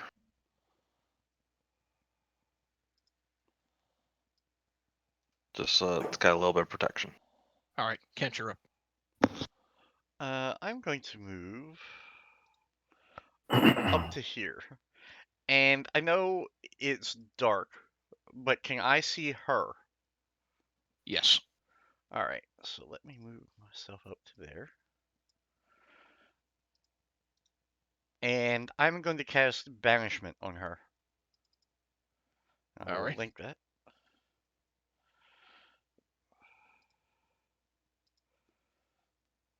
Okay.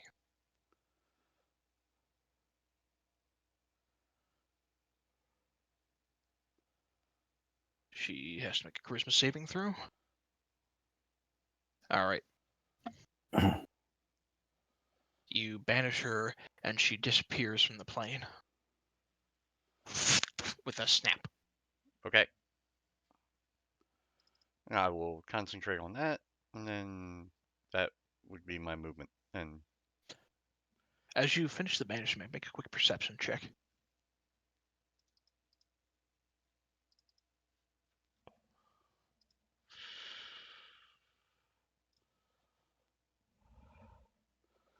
everything's coming up sixes. Everything's coming up 6. All right. Taki, you're still bound, but you now have this dagger in your hands as you're retreating. You've met your companions. What do you do? I'm gonna use my knife and cut these damn things off my hands. All right.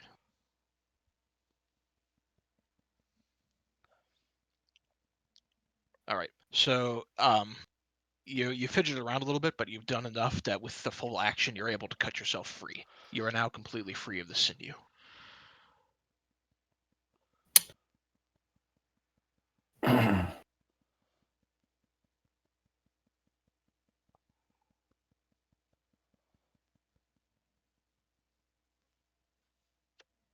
Anything else? um, She was right here, Killy, right? Like where I'm putting that She little mark? Yep. Okay. I just want to keep track of where she was. for now, there's nothing much else I can do. I will wait for my next turn. Okay. Seeing the situation, you watch as the first of these creatures kind of rears back, and it is going to fire or attempt to fire another telekinetic ray at you. So go ahead and make it a strength saving throw. Oh. All right. This time, you don't resist it. You are restrained by it, and it is going to lift you 30 feet up in the air as you're restrained by this telekinetic grip. I'm what? 30 feet in the air, you said? 30 feet in the air. Okay. And then with its focus using one of its tentacles to keep you restrained, 2 more of them are going to fire, both against the crab. The first of these is going to be a stunning ray, so go ahead and make a con save for the crab, and this is a magical effect. For the crab, it's any. Okay, that's All right, he succeeds against the stun. The second effect is going to be a telekinetic ray against the crab as well.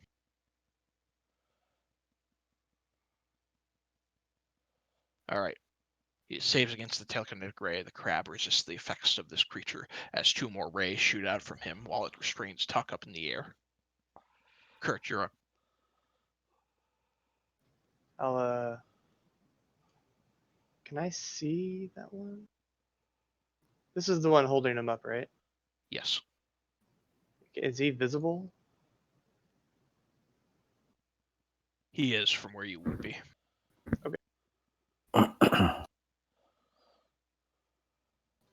I'm going to cast Hunter's All right. and then shoot him with my bow using a chart.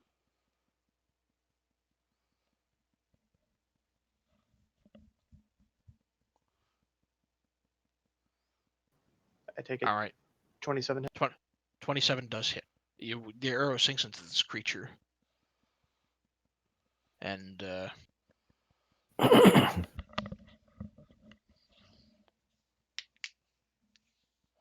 So 1 slashing, 4 physical, and he's frightened. all right. All right. He is frightened of you as the spirit of the lion envelops him. However, he is still holding on to Tegan. He doesn't No, have not to. Tegan. Tuck. Sorry. Does he have to roll a concentration save, or is it just? Nope. He Okay. he maintains the telekinetic until he is incapacitated or until the start of his next turn. Okay. I think is what it said. I So didn't the read it. start of my player's next turn or until he's incapacitated.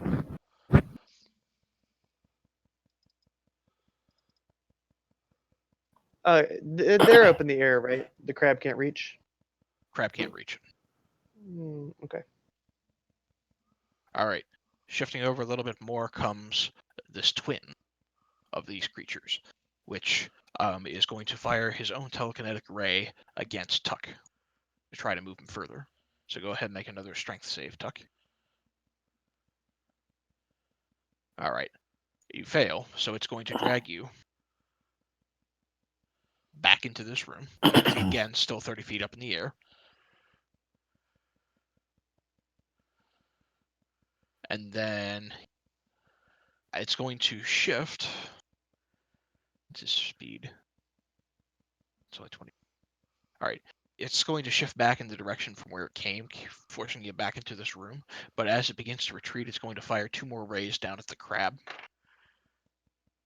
And the first of those rays is going to be a slow ray.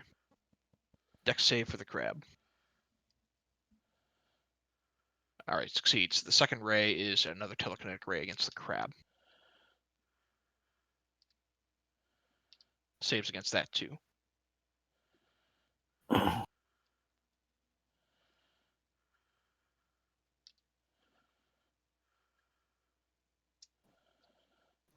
All good. All right. Yep. And then from there, you watch as coming back into existence is this lady, and she has her hands underneath her robe, and she lets it out as she kind of fades back in. She gets a quick glance around the room, sees Tuck towards the back, and she's going to disengage as an action, keeping the cleaver in hand, and retreat back under him. Sebastian is up at the top of the round. Sebastian pursues, and he's All right. gonna attack.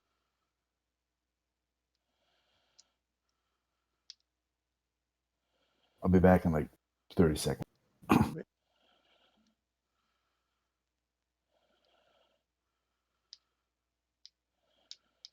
All right, 21 will hit. So you grasp her by the leg, and she's grappled. Awesome. Yep, that's it. All right. Oh, actually, how much movement do I have?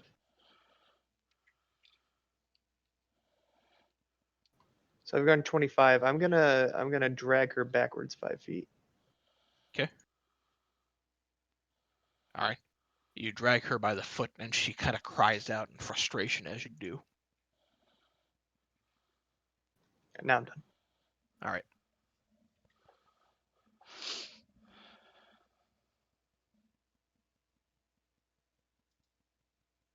All right. The 2 creatures, for the one that's got turned into a little roach, it's going to shift its way up your leg, Kent, and it's going to attempt to bite you. Okay.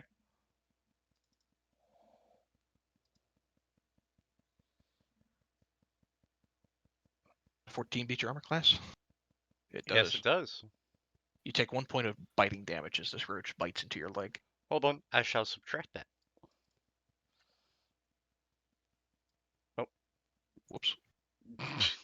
Did we both hit that at the same time? Oop. Maybe I got it there now. Okay. But yeah, this roach is crawling up your leg, Okay. biting you. Okay. All right. As for the non-polymorph one, it is going to bite Will, or attempt to bite Will. 13. That's really low. Unfortunately, it does match his armor class, so it does hit.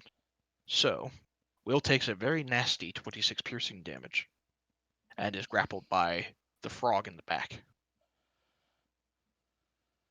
And he will have to make a Constitution save to focus on the polymorph.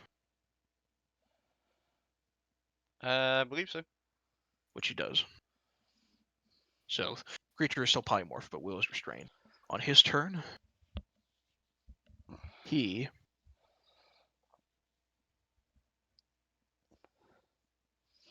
is going to attempt. He already burned too many spell slots here, man. He is going to cast Shatter against this frog.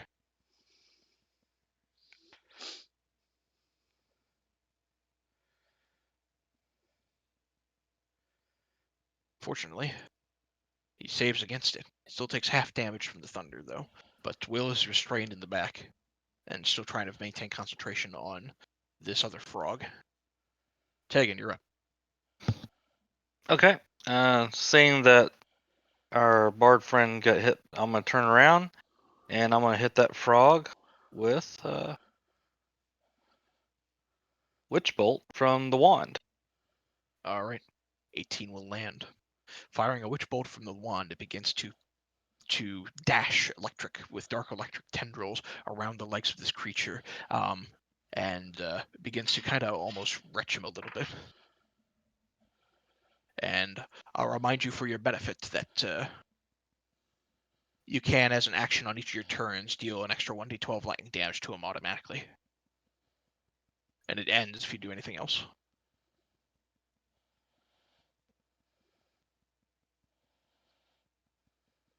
Right. Okay.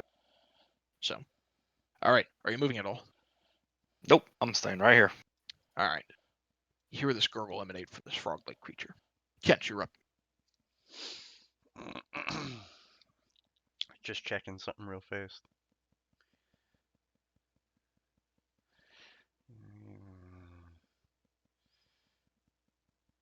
No, I guess that wouldn't really work.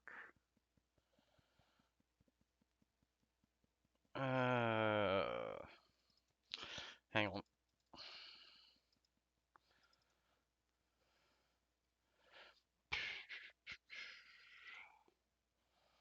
Let's see what I have here.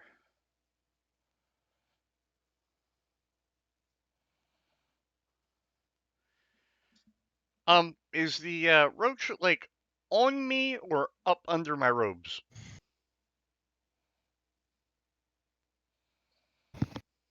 That's kind of a personal question, isn't it? It's kind of up on your leg under your robes. All right, just wanted to check.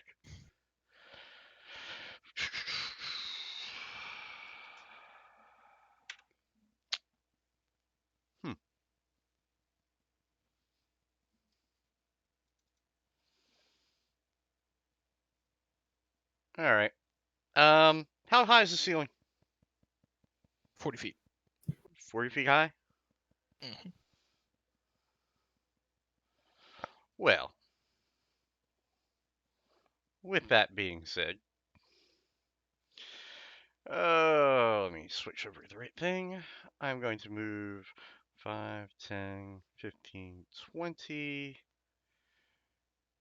to here. It's 40 feet tall. Yep.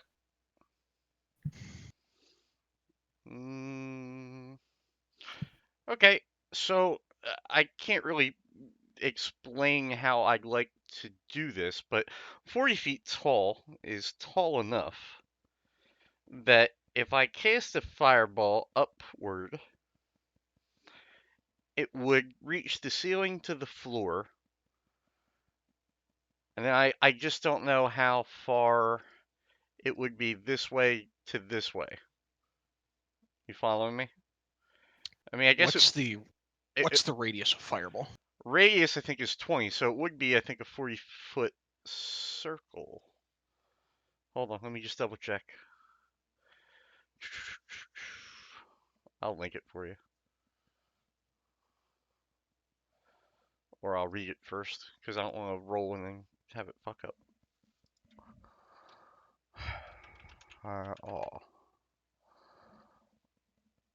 Fireball It's is a 20 foot It's a radius, 20-foot radius. so 40 foot in diameter. Yes. So So, given the nature of how fireball would work from a z-axis, the 40-foot point would be at the very tip of the sphere, so it would affect at the bottom floor only a 5-foot square, whereas at the top it would affect the full 40-foot radius. All right, so if I cast that straight upward, I would not be hitting my friends, but I would be hitting these two fine individuals here. Yes. Well, let's do that. All right. And because at the moment I can't cast banishment since it doesn't seem to work on her, we are going to, let me just make sure I have the right spell slots. And we're going to cast that one fireball at 4th level. All right.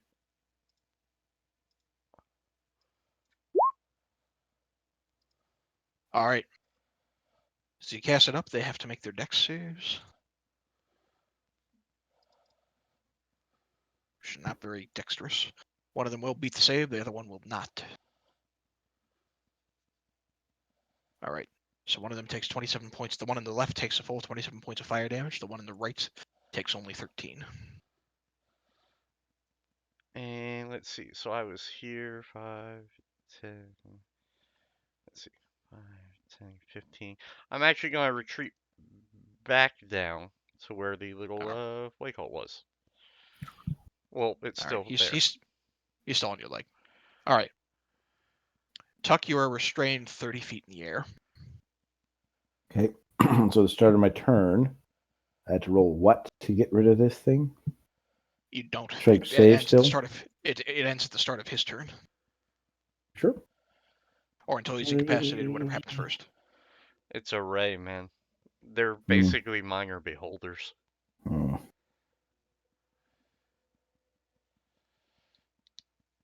Thank God they're not full beholders. Otherwise, The I'd start have of minus extra. I'd have You'd left be you to fucked if they were die. full beholders. If they were full beholders, you wouldn't have been making it out of this pit. Because I wouldn't have came down any further than I did already. So, how restrained am I? Are my arms free? Or are they actually, am I completely stunned-ish? So restrained, you can't move. You cannot benefit from any bonus to speed. If you attack, you can still throw the staff if you want, but the attacks would have disadvantage. Do you remember the Incredibles, sire? The first Incredibles? Never watched it. Oh, I was going to say, it was like the 0 point energy ray that the bad guy uses. Well, Yep. Let's do what I can here. I'm going to throw my staff at this bad bastard that's next to me, who is holding me.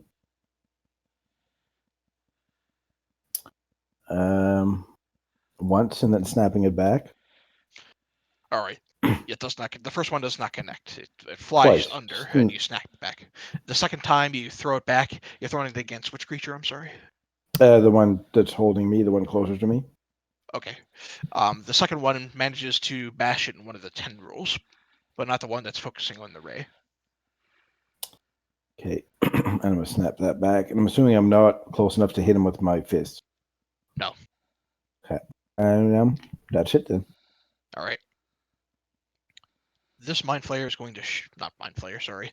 This creature is going to shift over a little bit, and it's going to first attempt a telekinetic ray against you, Tuck. So make it a strength save.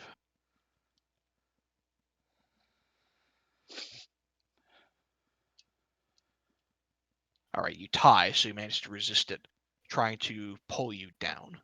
Its further two rays are going to attack the crab. The first of these rays is going to be a stunning ray.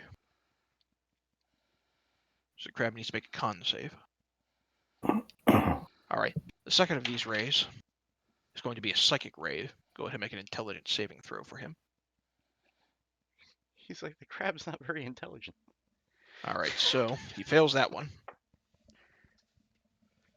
and takes 23 points of psychic damage.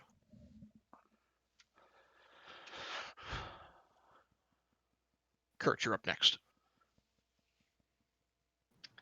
Oh, at the end of his turn, he's going to make a wisdom saving throw against the fear, which he does not break. I'm going to yell to the Fey beasts at my disposal and say, "Hear my cry!" And I'm going to summon 2 giant eagles. Alrighty.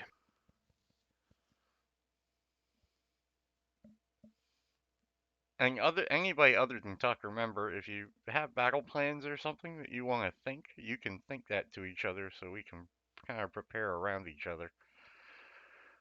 I should have thought about it before the fireball, to be honest with you. Sure.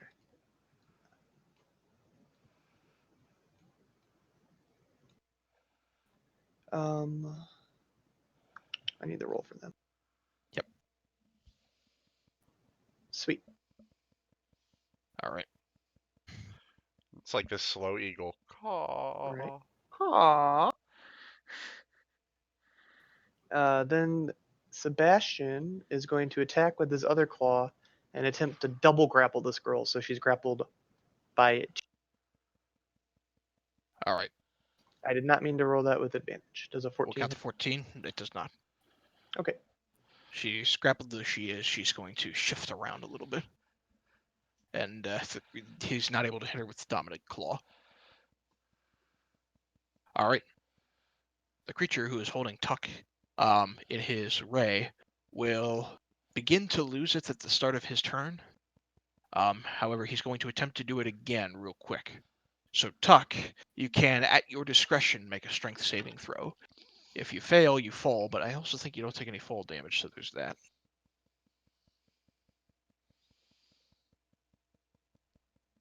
Just go ahead and make a strength save.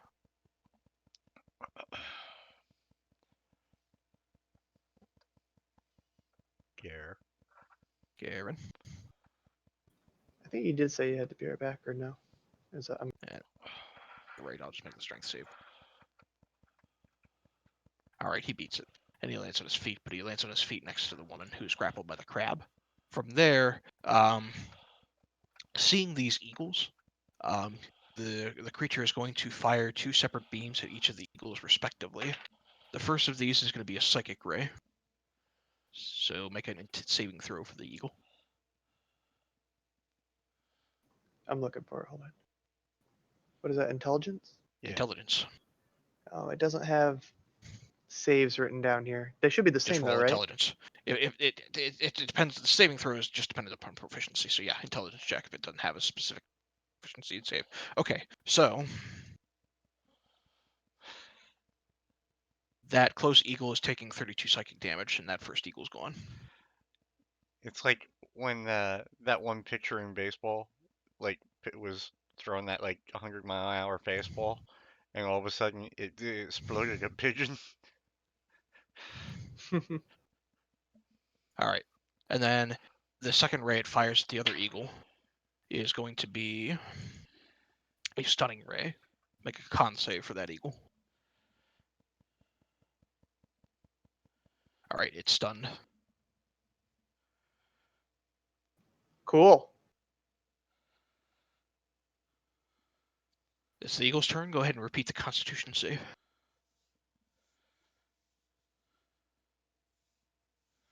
All right, still stunned.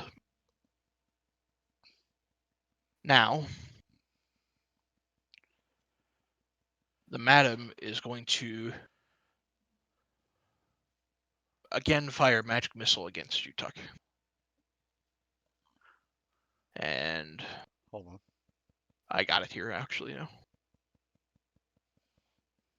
Oh, it's not doing it right the way I want it to, so there, 3 magic missiles. All right, you take 9 points of damage as she fires more darkened missile-y energy into you. Sebastian is up next. All right.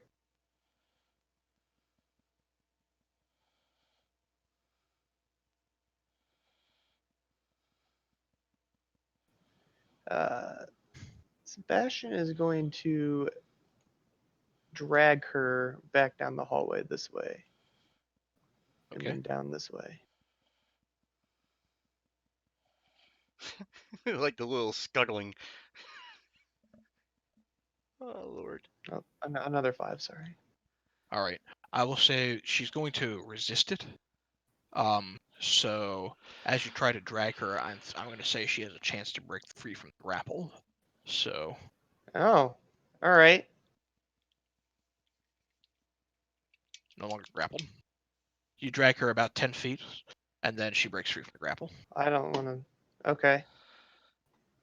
I'll just attack her then, I guess.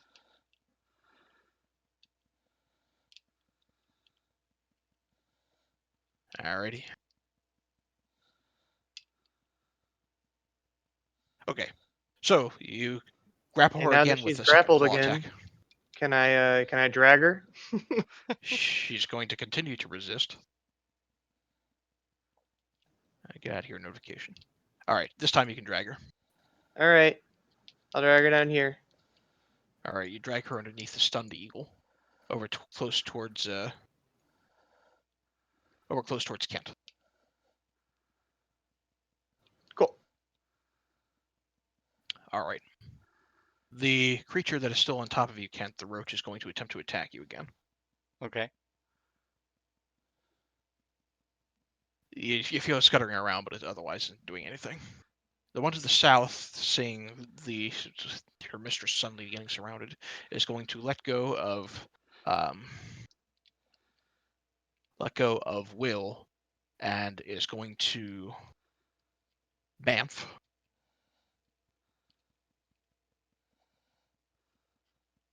right next to you and Tegan.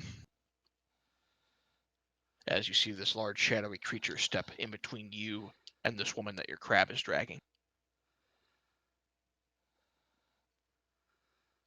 Will, having broken free of the grapple, is going to use this opportunity to heal himself, I think.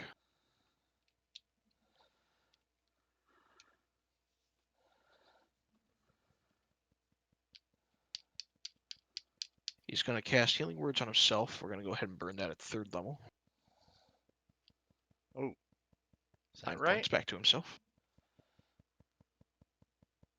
Yep. He just rolled really poorly. Go figure. Oh, my bad. That- I didn't see the first. I didn't see the 3. And then he's going to shift forward a little bit, target that large creature, and will cast a Vicious Mockery against him.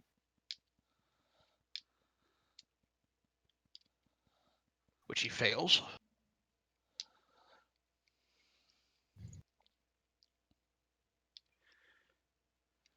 Alright. Tegan, you're up next. So for the 1d12 lightning damage, do you want me just to cast Switch Bolt again, or do?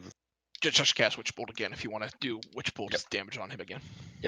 So I definitely want to do that. Alright. 6 more damage. The bolt energies continue to tendril around him.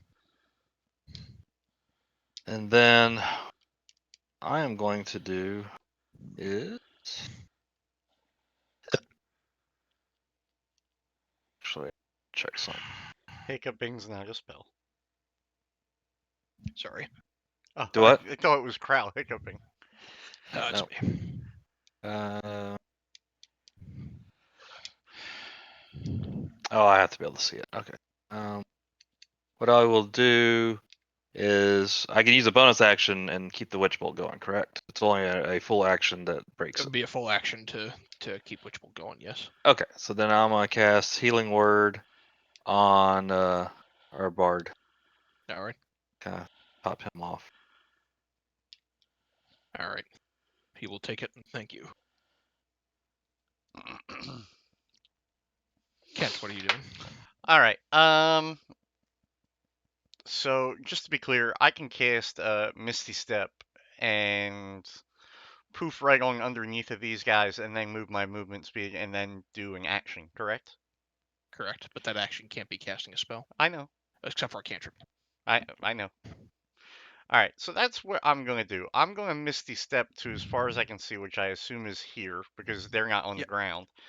So I'm gonna go Yep. here, and then 5, 10, 15, 20, 25, 30. God damn it. I'm hitting the damn thing. Nope, nope. Okay. And I'm going to point at the closest beholder-like thing and target it with the Wand of Wonder. Okay. Roll D100 for me, please. Yep.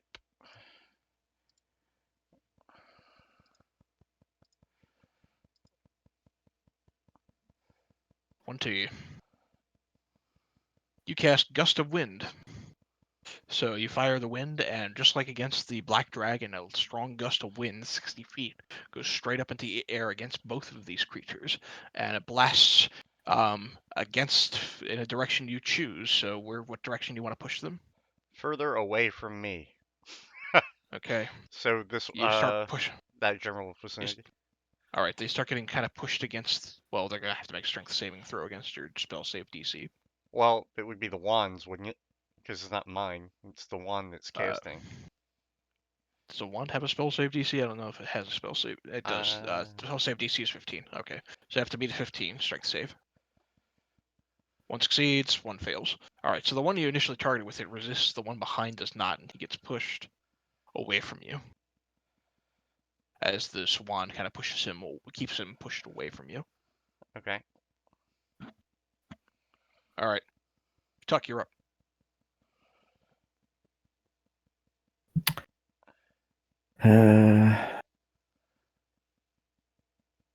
When I Misty stepped, would that have been on me?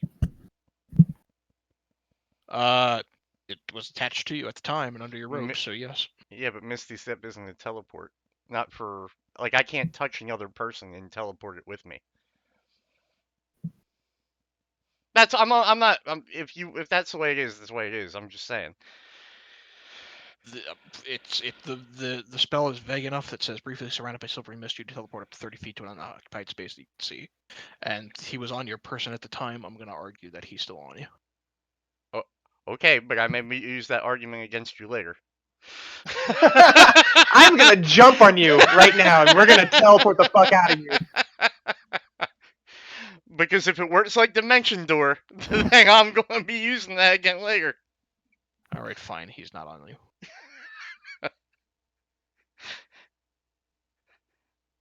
Fair argument. Okay, Tuck. So I'm still in the air, still restrained by this tit balls. No, you're on the ground. I'm on the ground now.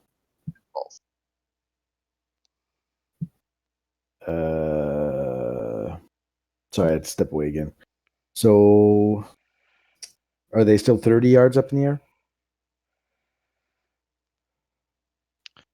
They are still 30 feet up in the air, yes. One's 30 getting feet, pushed sorry, away not by this yard. gust. So, I'm going to run up here and hit her. Okay.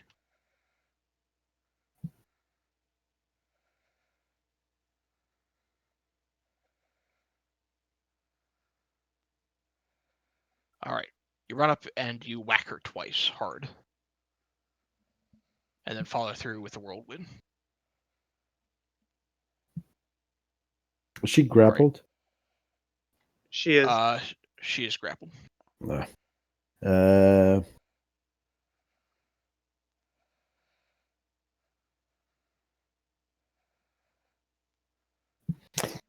I'm going to ask a question. I don't know. If I knock her prone while grappled, can she get back up?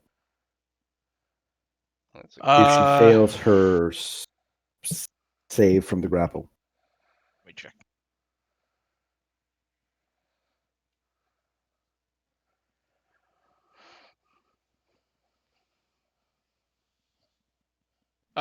Speed is 0, can't benefit from movements. So because her speed is 0, no, she couldn't get back up. So I'm going to do Flurry of Blows. Okay. And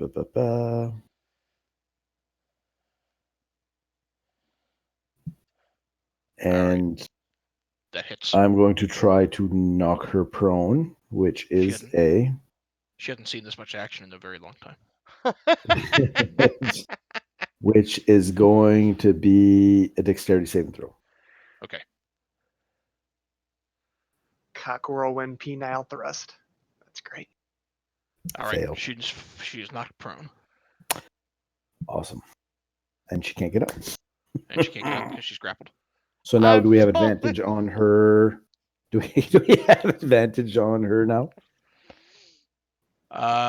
Prone. Melee does. Melee does. Range does not. Okay. And I am No, hang on.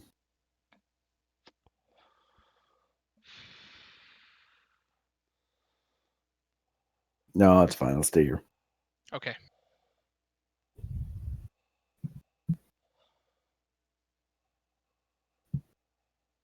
The tentacled creatures are going to shift back, and this time around, they're just going to fire 3 rays at random. Well, the one is. That one's didn't move yet. The one's going to fire 3 rays at random, just directly at you. At me. Yep. All Okay. 3 of them. The first of these is a stunning ray. Con save. Con save. Okay. The second of these is going to be an aversion ray. Charisma save. Yep. Yeah. You have disadvantage on attack rolls for 1 minute. You repeat the save at the end of your turns. Okay. And the third ray is going to be a telekinetic ray. Strength. Oh fuck. You are restrained.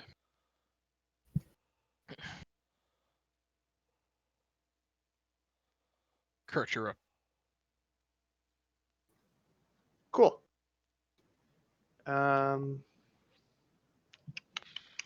Guess I'm gonna hit this frog. It's just going to keep you there. All right. What? What'd you say? It's going to keep tucked there. It got him in telekinetic ray, but instead of lifting up in the air, it's just going to keep him restrained where he is. Okay. Oh, okay. Yeah, I'll. Oh wait, no, never mind.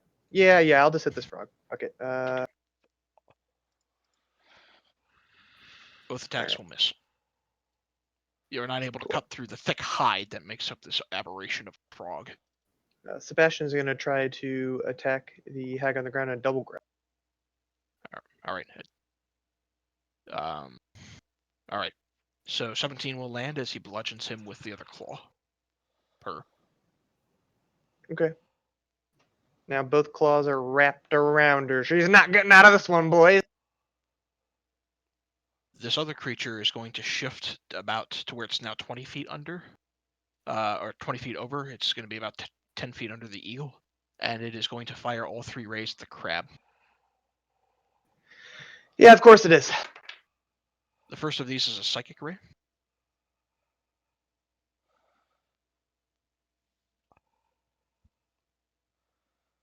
All right, beats the save, so it does not take any damage. The second of these is a slowing ray,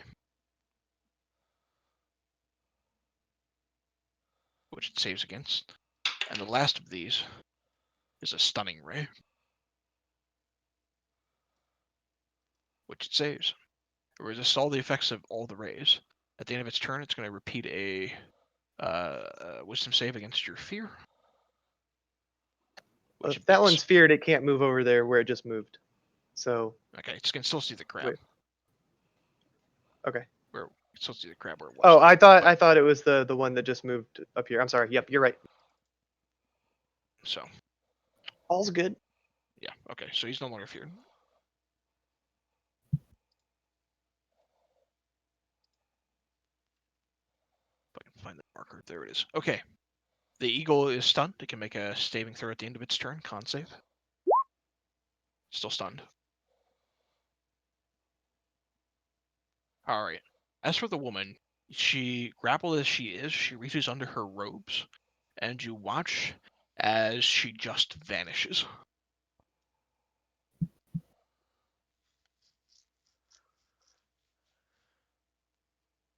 Cool.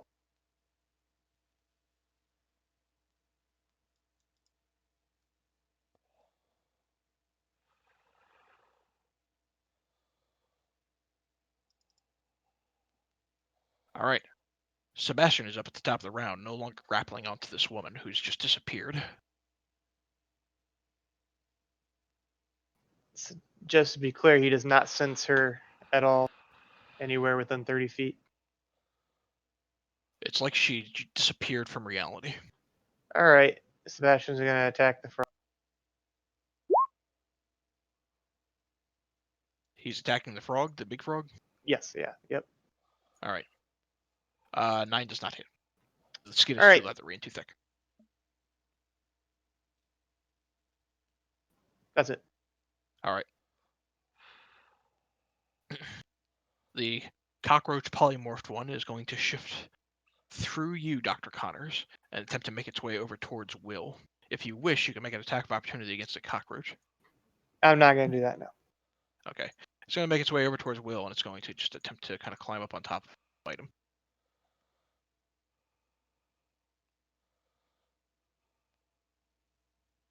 Which does not hit. The other one, who is not transformed, is going to attempt to bite down on top of Sebastian. 12 to hit. Does not beat his AC. No. Sebastian's own armor, natural armor, is too thick.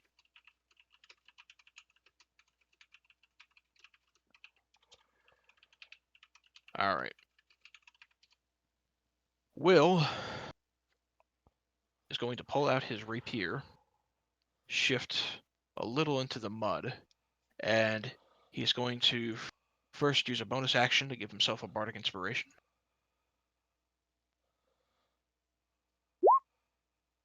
And then he's going to attempt to slash with the rapier against this frog, playing Danger Zone in the process.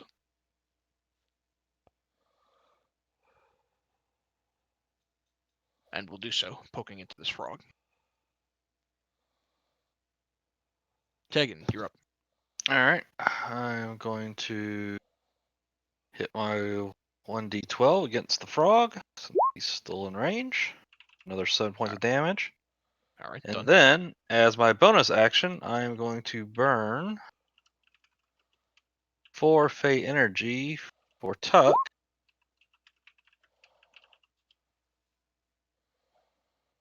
Damn. Notifications popped up. Stop. All right. So just And heal him 14 points. okay. And he gets 4 temporary hit points as well. That is correct.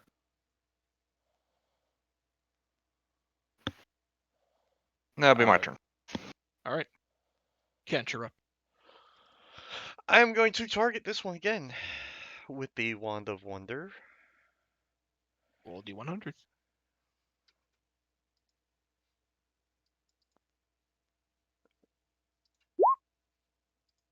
All right. So the wind dissipates from that creature, and this time, shooting out of the wand are 600 oversized butterflies. Woot! This is So gonna a bunch of so out of the wand, there's a bunch of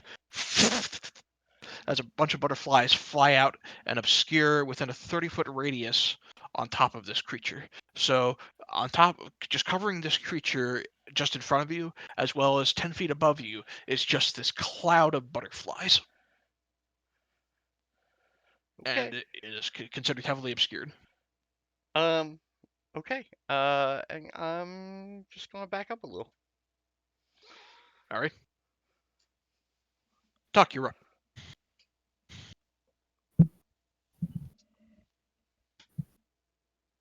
So I'm still held. You are still held, yes. Can I reach either of these bastards from the ground? Or are they You can still throw 30 your- yards straight up? 30 feet straight up. You have to throw you would have to throw your staff at disadvantage. Which you would do anyway, because you're restrained.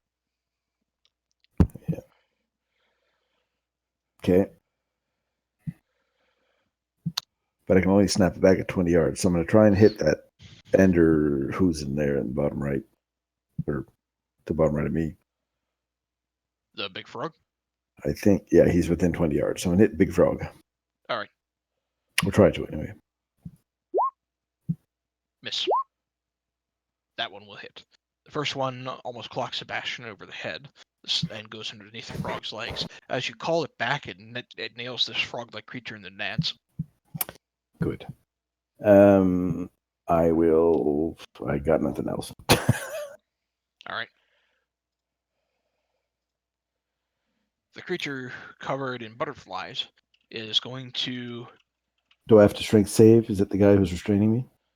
No, you're still restrained. That being said, you can roll a Strength save. what is it? No, charisma against the aversion.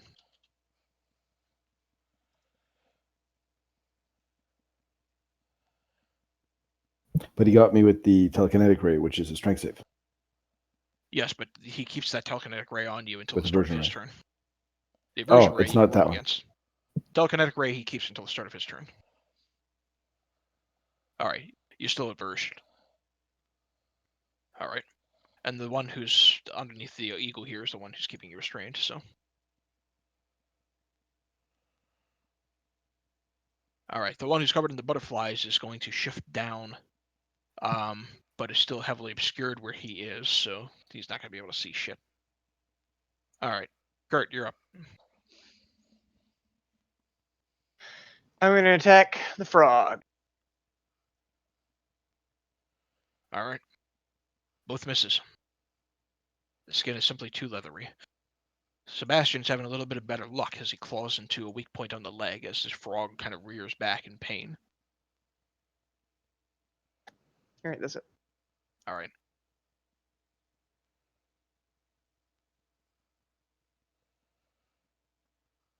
The one to the south on Tuck is going to again fire 3 rays at you.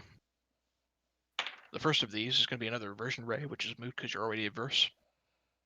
The second one is going to be a slowing ray. Dex save. You succeed. The last one is going to be another telekinetic ray. And this time it's going to shift you in that direction. And it's going to hover just over Kurt, Tegan, and Will as it shifts you off in that direction. Make a save for the eagle. Con save. Still stunned.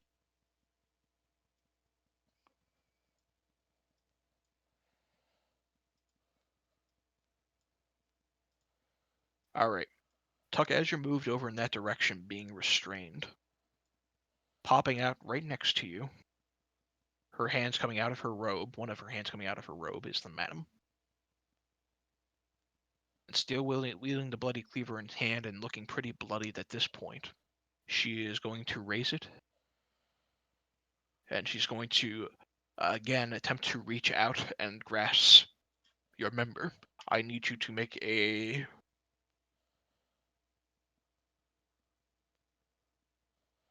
Because you're restrained...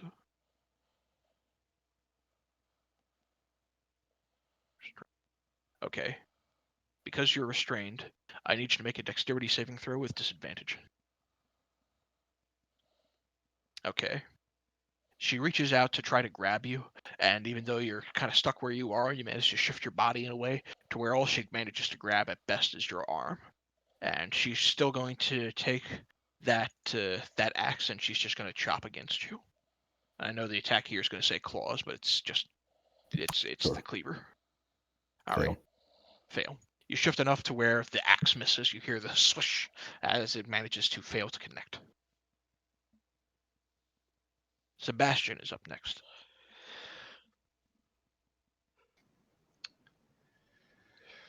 Sebastian's gonna go attack this bitch, and yep, he's gonna move her. All right. He releases the grapple from the frog then. Yeah. Miss. Wild Can miss. can he like get in between them so she can't grab his dick? Not really. How does that work? He's kind of hovering in the air. At best, he could get under Tuck. Which probably wouldn't be great for when the telekinetic ray ends. Don't touch his dick, man. Is what Sebastian says. Okay. All right, that's Sure, it. why not? Don't touch it! Don't be touching my friend's Tate, man. Alright. This creature is going to turn around over to you, Kurt, and is going to attempt to bite you. He still has disadvantage on it, though. 12, which does not beat your armor class. All right. You hear the shifting of this creature at the last second and duck before its large jaws manage to clamp around your face.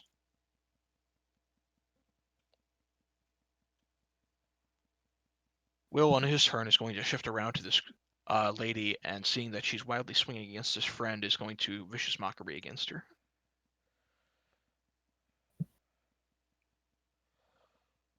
But she fails.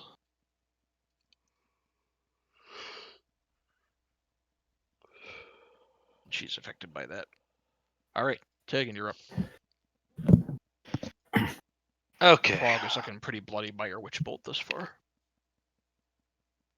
Yeah. You know what? Let's just do that one more time. That All gets rid of that one. All right, That. another 9 damage coursing through this creature. And going to spend 3 more fate energy on Tuck. All right. For what it's worth, Tuck's looking pretty good off at this point. Oh, is he? Okay. I thought he was pretty hurt. I mean, you could still heal him, and it's probably still help, but he's not. Well, he's not I'll do it anyway. close to dead. All right. All right. Another 10 points and another 3. Well, the 10 hit points don't stack, so the 10 hit points go from 4 to 3. But well, I take that back. I'm sorry. So they're rolling for 10 hit points. 10 hit points don't stack. So you can choose to either gain the new one or lose the old one. I assume you probably just want to keep the 4 10 hit points over the 3. That's for Tuck to decide. Whatever he wants. So what was, sorry, what?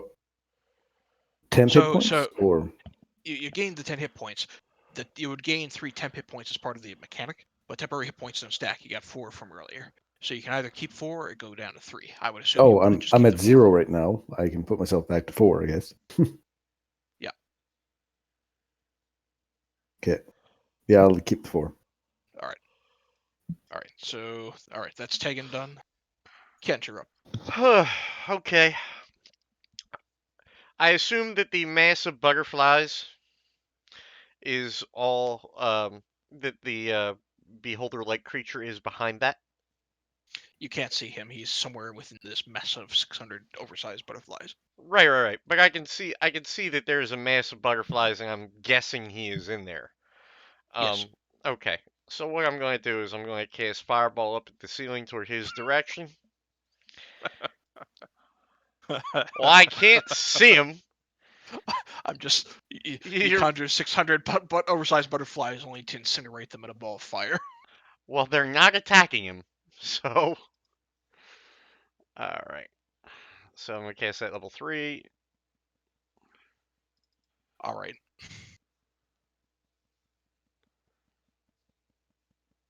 I can't see the eagle, so the eagle's going to get clipped. The eagle is going to get clipped and he's Oh, stunned, so it no. automatically fails. So the eagle's gone. All right. Not that he was much help in the first place, but and I might add for your benefit that while the eagles were out, you lost your hunter's mark. Not that it ever did any good Yeah, from there. yeah. All I, right. I knew that's why I didn't attack. So the fireball lands with a full amount, and it looks like this creature is kind of on the ropes. In the process, all of you hear echoing throughout the cave 600 terrified tiny cries as a bunch of butterflies are incinerated in flames. I don't think you've ever seen a butterfly before. Do they make that sound? I don't know. Whatever noise a I don't butterfly know would either. make when it's incinerated to ash. I don't go out of my way to try to burn butterflies. Butterfly sounds. Here I come, Google.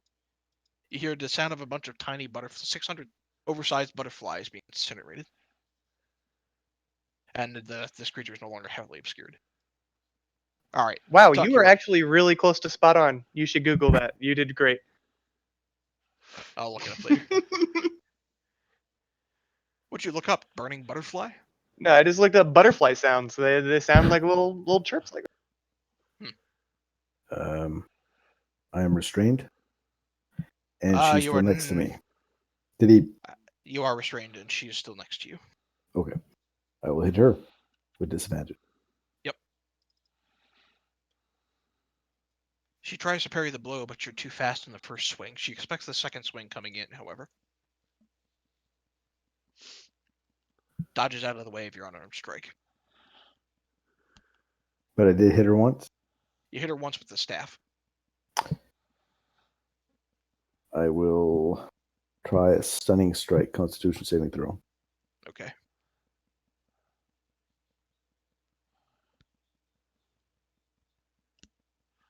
Fail. She's stunned. And I'm done. Okay.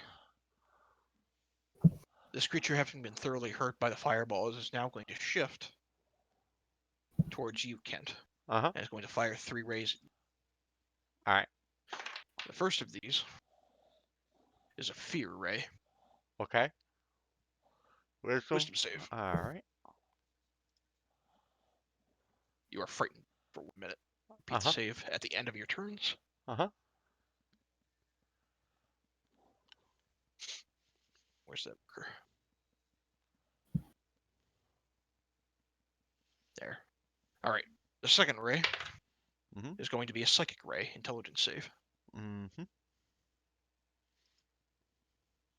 You resist that effect. Third ray is a telekinetic ray. Mhm. It lifts you 30 feet in the air, Okay. and you are restrained. Kurt, you're up next.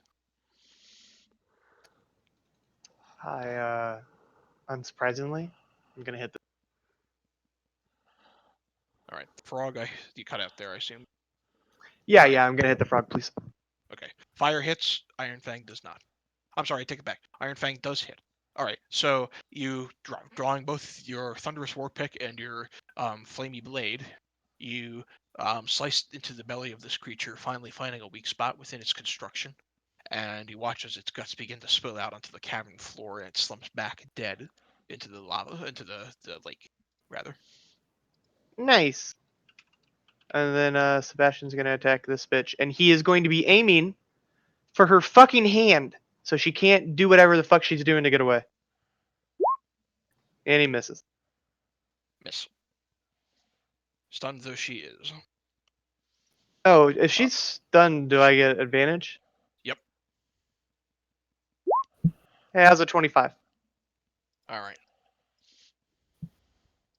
She is restrained as Sebastian kind of scuttles around, jumping up and grasping her by the hand in his claw.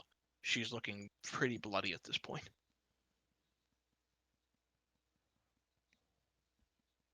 Cool. All right. Seeing the situation, this creature above you is going to fire 3 rays into Sebastian. The first of these is a stunning ray. And Tuck's no longer restrained. Oh, and into the crab? Okay. Yep.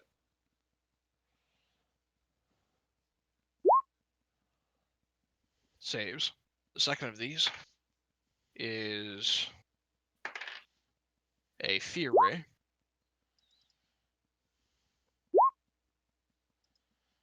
All right. Crab is frightened. And then the last of these is actually going to be a ray against Tuck. And this is going to be a stunning ray against you. Can't save. Yep. This is sorry. We'll Doesn't matter. You're fine. Yeah. All right. She's stunned and can't do anything. Sebastian is afraid. What is he going to do?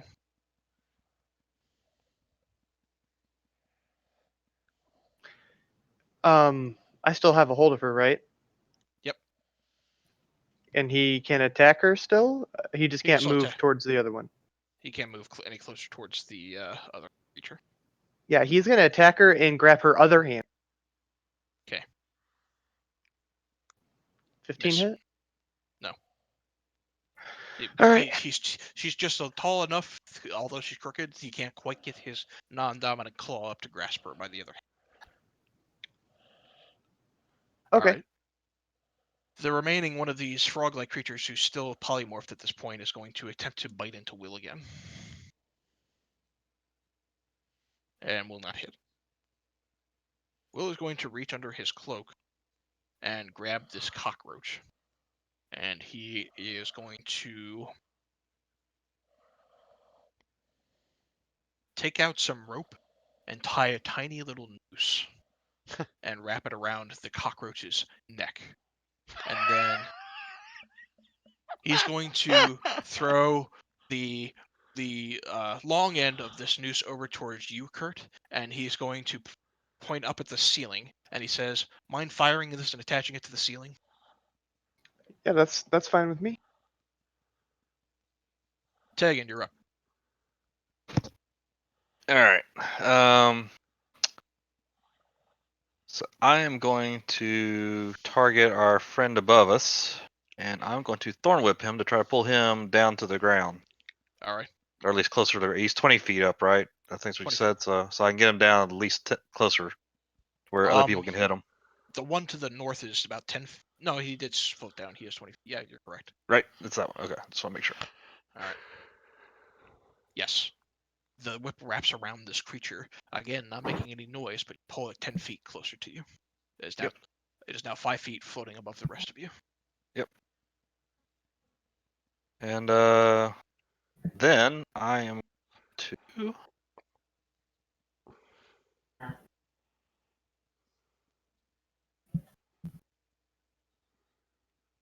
Actually, you know what? No, that's good for now. All right. Yep. Kent, you're up. You're afraid of the creature. And I'm restrained, which means I can't move. I'm in the air, right? You're 30 feet in the air. Can I cast? Yeah, you can cast. You're gonna cast it against him. It's gonna be at disadvantage because you're afraid of him. Well, how does Fireball have disadvantage? It doesn't. Well, there we go. I'm gonna launch another Fireball at it. All right. So, and I don't care that I'm 30 feet in the air. All right. Hold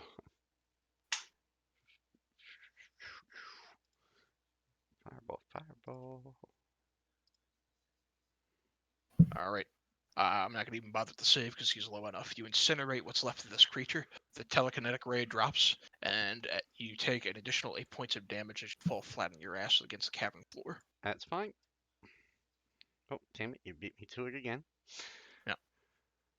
Okay. He's gone. He's gone, Um, and you are no longer afraid. and I can move again, correct? Yes. So, I'll go there. All right. Tuck, you're up. You're still adverse, but you are no longer restrained. So she's stunned, so I have advantage. Plus, I have a verse, so I just hit her normally. Yes. 17 will land, 16 will not.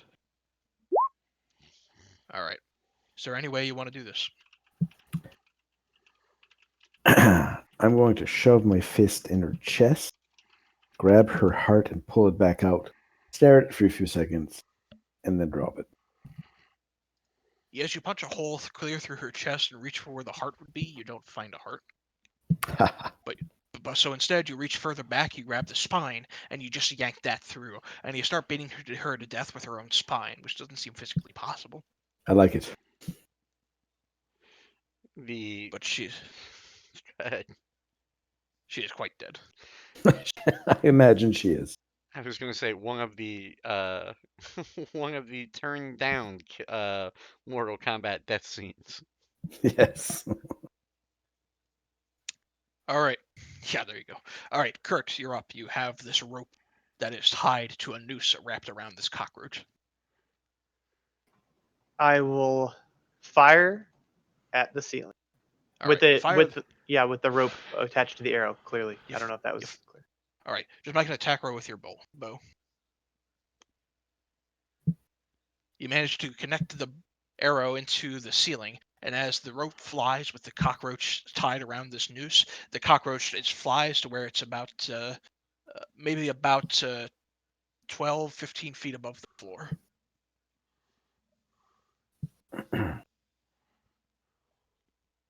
Seeing his master go down, he watches this tentacled creature fires 3 bolts against you, Tuck. Mm-hmm. First of these is a psychic ray.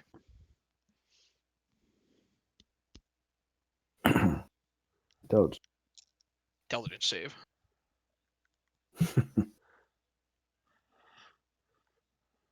$17 points of psychic damage. Oh, you So take actually away your rolled it. Nice. Yeah, it's supposed to do that, but all right. So take away your 4 temp hit points, and I'm going to subtract 13 from your current Yep. total. Oops. There we go. All right. The second of these rays is a fear ray, which will be a wisdom save. Wisdom. Jesus. You are afraid of the creature.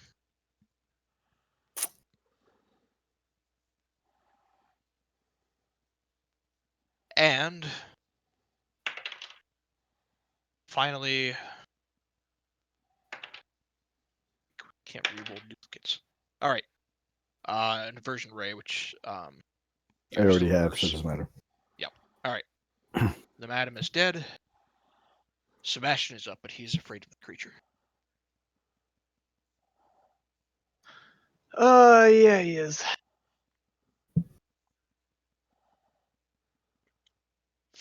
I'm thinking.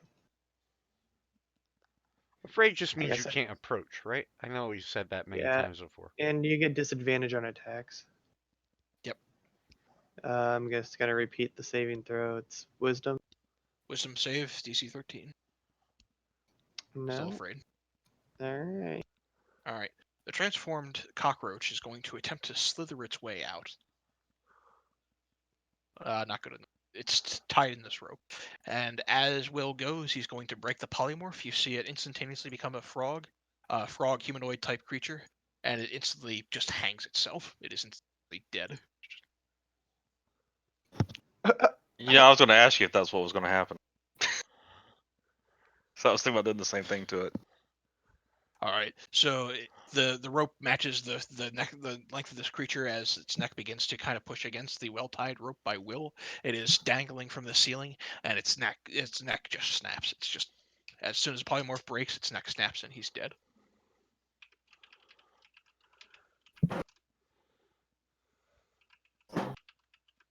From there, Will is going to turn around over towards this creature, and he is going to attempt to conjure a fairy fire around it. We're going to make it green light.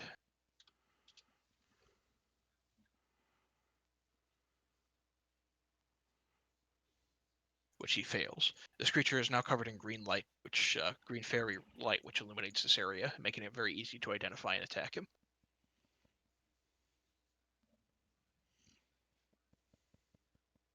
And then because it's floating above, he's going to shift a little ways up here. Tegan. So he's 5 feet off the ground now, but he's still Oh, he's 10 feet considered. 10 feet off the ground, 5 feet above you. Okay. So that still means I can still cast and not take disadvantage, correct? Or is he close enough now that I have to move first? No, he's far enough away that you can still cast All and right. take disadvantage. All right, and I'm gonna hit him with Eldritch Blast. All right. 29 will absolutely land, especially with that crit. 11 will not. All right. You blast this remaining creature with Eldritch energy, and it begins to sort of swarm and envelop around him. As it's pelted, this creature is looking pretty bloody at this point.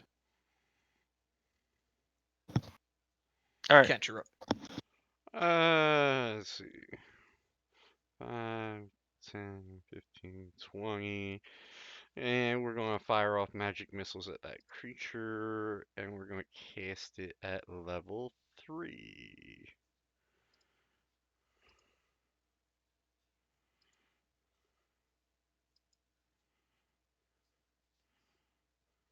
All right. You pellet this creature with magic missiles.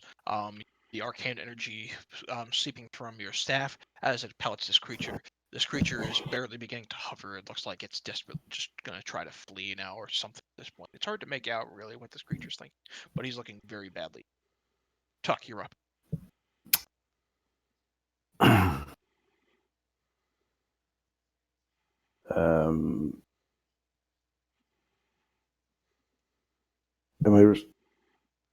Am I still restrained?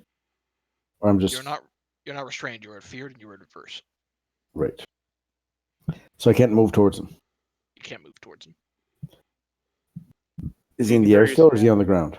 He's 5 10 feet. feet in the air. 10 feet in the air. 5 Oh, feet so I can above get you, him 10 now. feet in the air. You are 5 feet. You have a 5 feet on the z-axis. He is 5 feet above you. He is 10 feet in the air from the ground. So he is 15 feet away from me, roughly. Yes. So I will throw my staff at him. At disadvantage. All right. Good enough, and he's low enough that you actually managed to clock him through Oh. the central, what might be his eye. And it just goes right through the creature. You call the staff back. It pulls through him a second time, and you watch the final of these creatures goes down. You're no longer afraid. You are no longer worse. You are out of combat.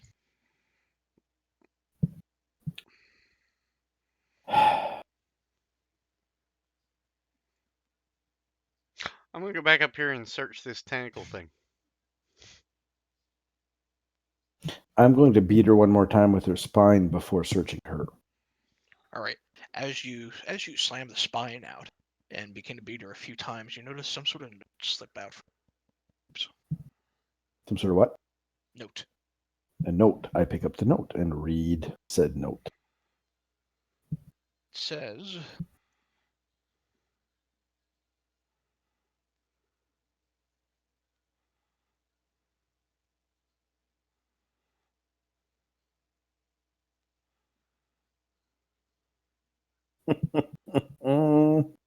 Rude.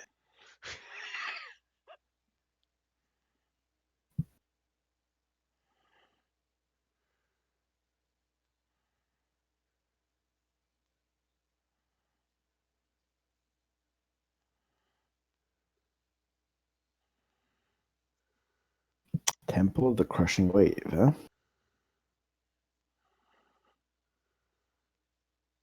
GS. So while he's reading that, trying to figure out what all that means, I'm gonna go looking for our corpse of our friend that she also apparently stole. A very Mr. Brock. convincing ruse. make a either a perception or an investigation check choice. I know if I do investigation, I'm screwed. So we'll go with perception. Okay. You don't find the body, however, you do find tattered bits of scraps of clothing that had made up his body, suggesting that the body was here. Do I in the area where that scrap of clothing? Is there enough material that would suspect that he's been dismembered, or that only bits of his body are there and his body may still be somewhere else? There's nothing to suggest his body has been dismembered. You don't see body Okay. parts strewn about anywhere. All right. Well, I'll let my ranger friend know that his future minion is still somewhere. All right. Well, I guess I haven't read the note yet. Never mind. I'm gonna check this table and that table. Okay, make a perception check. Okay. As you're searching through the paperwork tomes on that particular desk, most of them read as sort of yes, mostly gibberish. Some details about some of the histories on the Elvish empires, but it's in a language that you don't recognize. As you peer around, though, you do notice one scrap of paper that looks to be a letter, but it's written in some sort of cipher. So books in a language I can't read, and a letter and a cipher I can't read. Is that? The letter is in some sort of code. You would need a cipher of some kind to decode it, or know what the code is in order to decode it. All right. You said it was Elvish looking. Not The the letter, cipher. The other ones. the other ones look like they're written in some sort of ancient Elvish script. You think you Ancient might be able to sell them to? You might be able to sell them to a collector for around 200 gold. All right. I'll give them to Will. Killy, Yes. the eye stalks off of this creature. Do I get the impression that I could maybe sell them to an alchemist or something like that? It would have to be an alchemist veering in questionable arts, but otherwise, yes. I'm gonna leave it alone. I'm assuming I find nothing on this creature. Nothing on the creature itself, just by looking at it. How about the room back here? Do I see? I mean, I know Garen's bag was over here, which is still over here, by the way.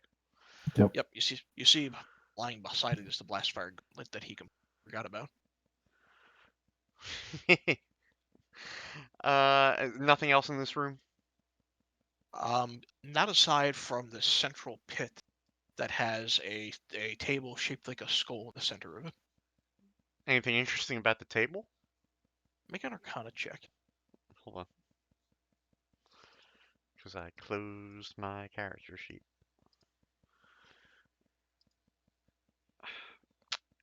Come on, you stupid thing.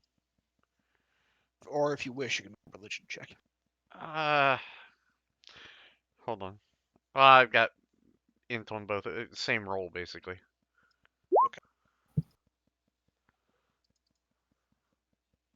The area is permeated with necromantic type magic. Does it affect the staff at all? As you raise the staff out in the direction, there's a faint pulse like a heart. As I move the staff around, does it, like, the pulse change at all? It stays consistent as you move through the chamber. Not getting stronger or weaker, just so long as I'm in the chamber. It is consistent.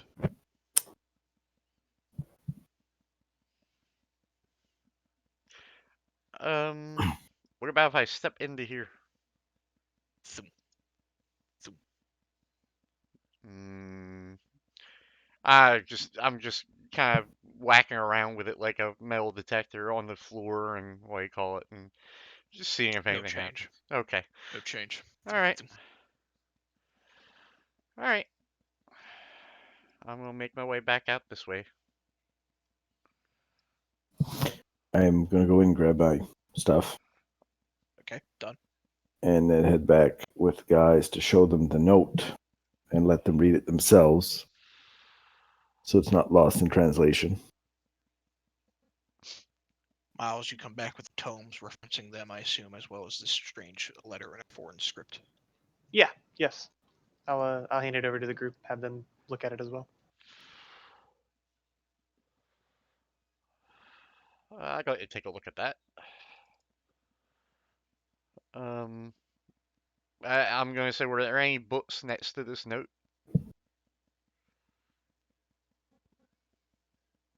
They were just the Elvish script. Okay. Did anyone search the body of the chick? Not other than the note, not yet. Yeah, I want to see what the fuck she was doing to get away. I'd like to know how Whatever. she got out of banishment, but that's me. Yeah. Can I?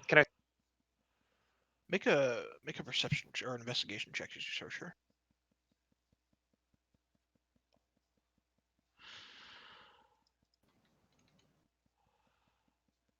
I mean, okay. So good enough. As you kind of peer around, trying to find some details. So this will be easier if I pull up the page for. There's a couple of items that you find on her that are kind of gross, honestly. There is you find that she hidden within her robes is a black sort of leathery bag, and within the bag itself is what looks like some sort of shriveled heart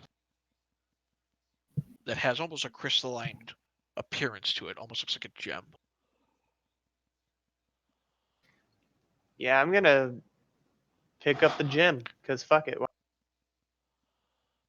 I want to check it out, see what it is. As you pick up this as you pick the gem out from the bag, the gem begins to kind of shift a little bit with a awakened energy. And as you try to get a closer appearance to it, the gem shatters. Psst. Of course it And does. Right. from the gem, there is a loud moan as a bunch of ethereal energy begins to shift away from the gem and begin to, with an angry yell, begin to blow right past a lot of you out of the cave.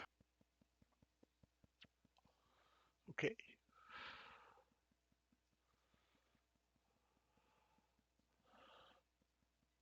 We have any idea what the hell that was? You can make an Arcana check. Kent, you're familiar enough with dark magic, and at this point, having kind of seen all the signs and fought this individual, you get the sense that this woman was a hag, in particular a night hag. And it is not unusual for hags to carry with them what is called a soul bag, which is empowered by their own, shriveled heart that they tear from their own bodies and place in the bag. And the soul bag, if they manage to kill an evil person, usually through the power they have against dreams, can trap their soul within the bag, within this heart. Okay. Sharing that information, Tegan, as a member of the Druid of Circle of Dreams, this is abhorrent, and you are happy to see the gem shattered, presumably. Yes, I am. Did you share the note, the hag's note? Yes, I gave it to everyone in turn so they could read it verbatim. Cool. Hey, can we look for the other sisters that are involved in this? Where do we think they would be? Is there a secret door here somewhere that leads to them? Should we wait for them to come back? Based on what you've seen on the living quarters, and the implements within the totems that have been set up outside, it suggests that this particular was likely. You cut off at the You very cut end. It suggests that this individual was likely living alone. Oh, okay. Well, then let's go to the Temple of Crushing Wave and find GS and kick his ass. We'll cut off his member. See how he likes. Is there anything else on her body? Not that you can find. Um, is there anything in the little frog's nests? Or the big frog's nests? As you swim over to there, go ahead and make a perception check. Alright. Digging around through the nest itself, you do manage to come across a bag of gems. There are 5 blue agates, mossy agates, worth about 20 gold a pop. 5 blue mossy agates. You said 20. How much a pop? 20 a pop for 5 of them, so total 100 gold worth. Okay. Alright.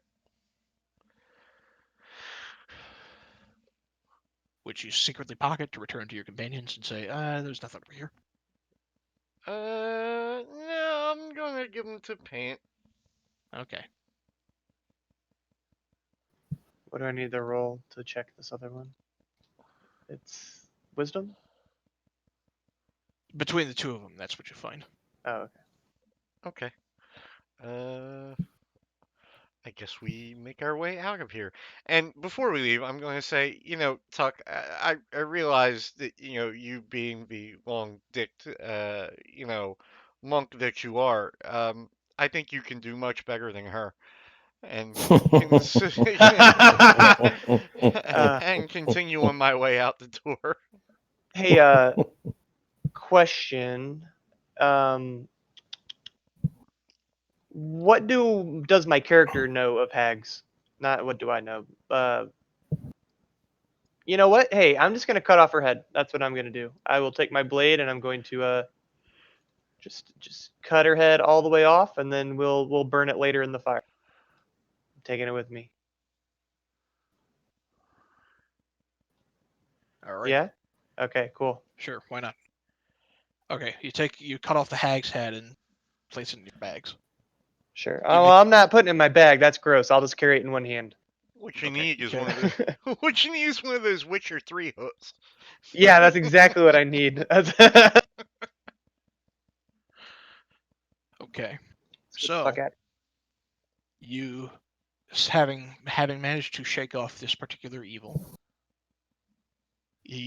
all of you exit your way back out of the stairs. As you Killy, go ahead. real fast. Over here, in this corner, as we're leaving, is that a stairwell? I guess it is. It It's sure not. does look like one. It's not in the map. Okay, Just okay, noticed okay. anyway. I didn't realize that when I copied the map over. No, it's okay. I just had to ask. Okay, so as you exit out of this chamber, out of this cavern, into the forest around you,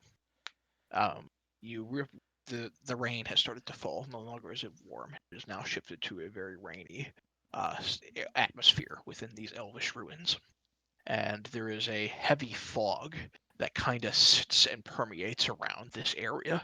And as you begin to exit out, you can see within the fog a figure kind of shifting throughout this mist. And as his eyes begin to kind of peer out, you can begin to make out the form. It looks to be a dragonborn, a white dragonborn. It has somewhat rusted looking plate armor that he's wearing. You can make out the barest symbol of some draconic god that you don't recognize. He is wielding burnished steel, a sword, and a shield that has a symbol that you don't recognize. And as he wanders out of the mist, he says, "Who the hell are you guys?" What up, my scaly friend? In Draconic, I would like to greet him. But yeah. And that's where we'll end it. Okay. Okay.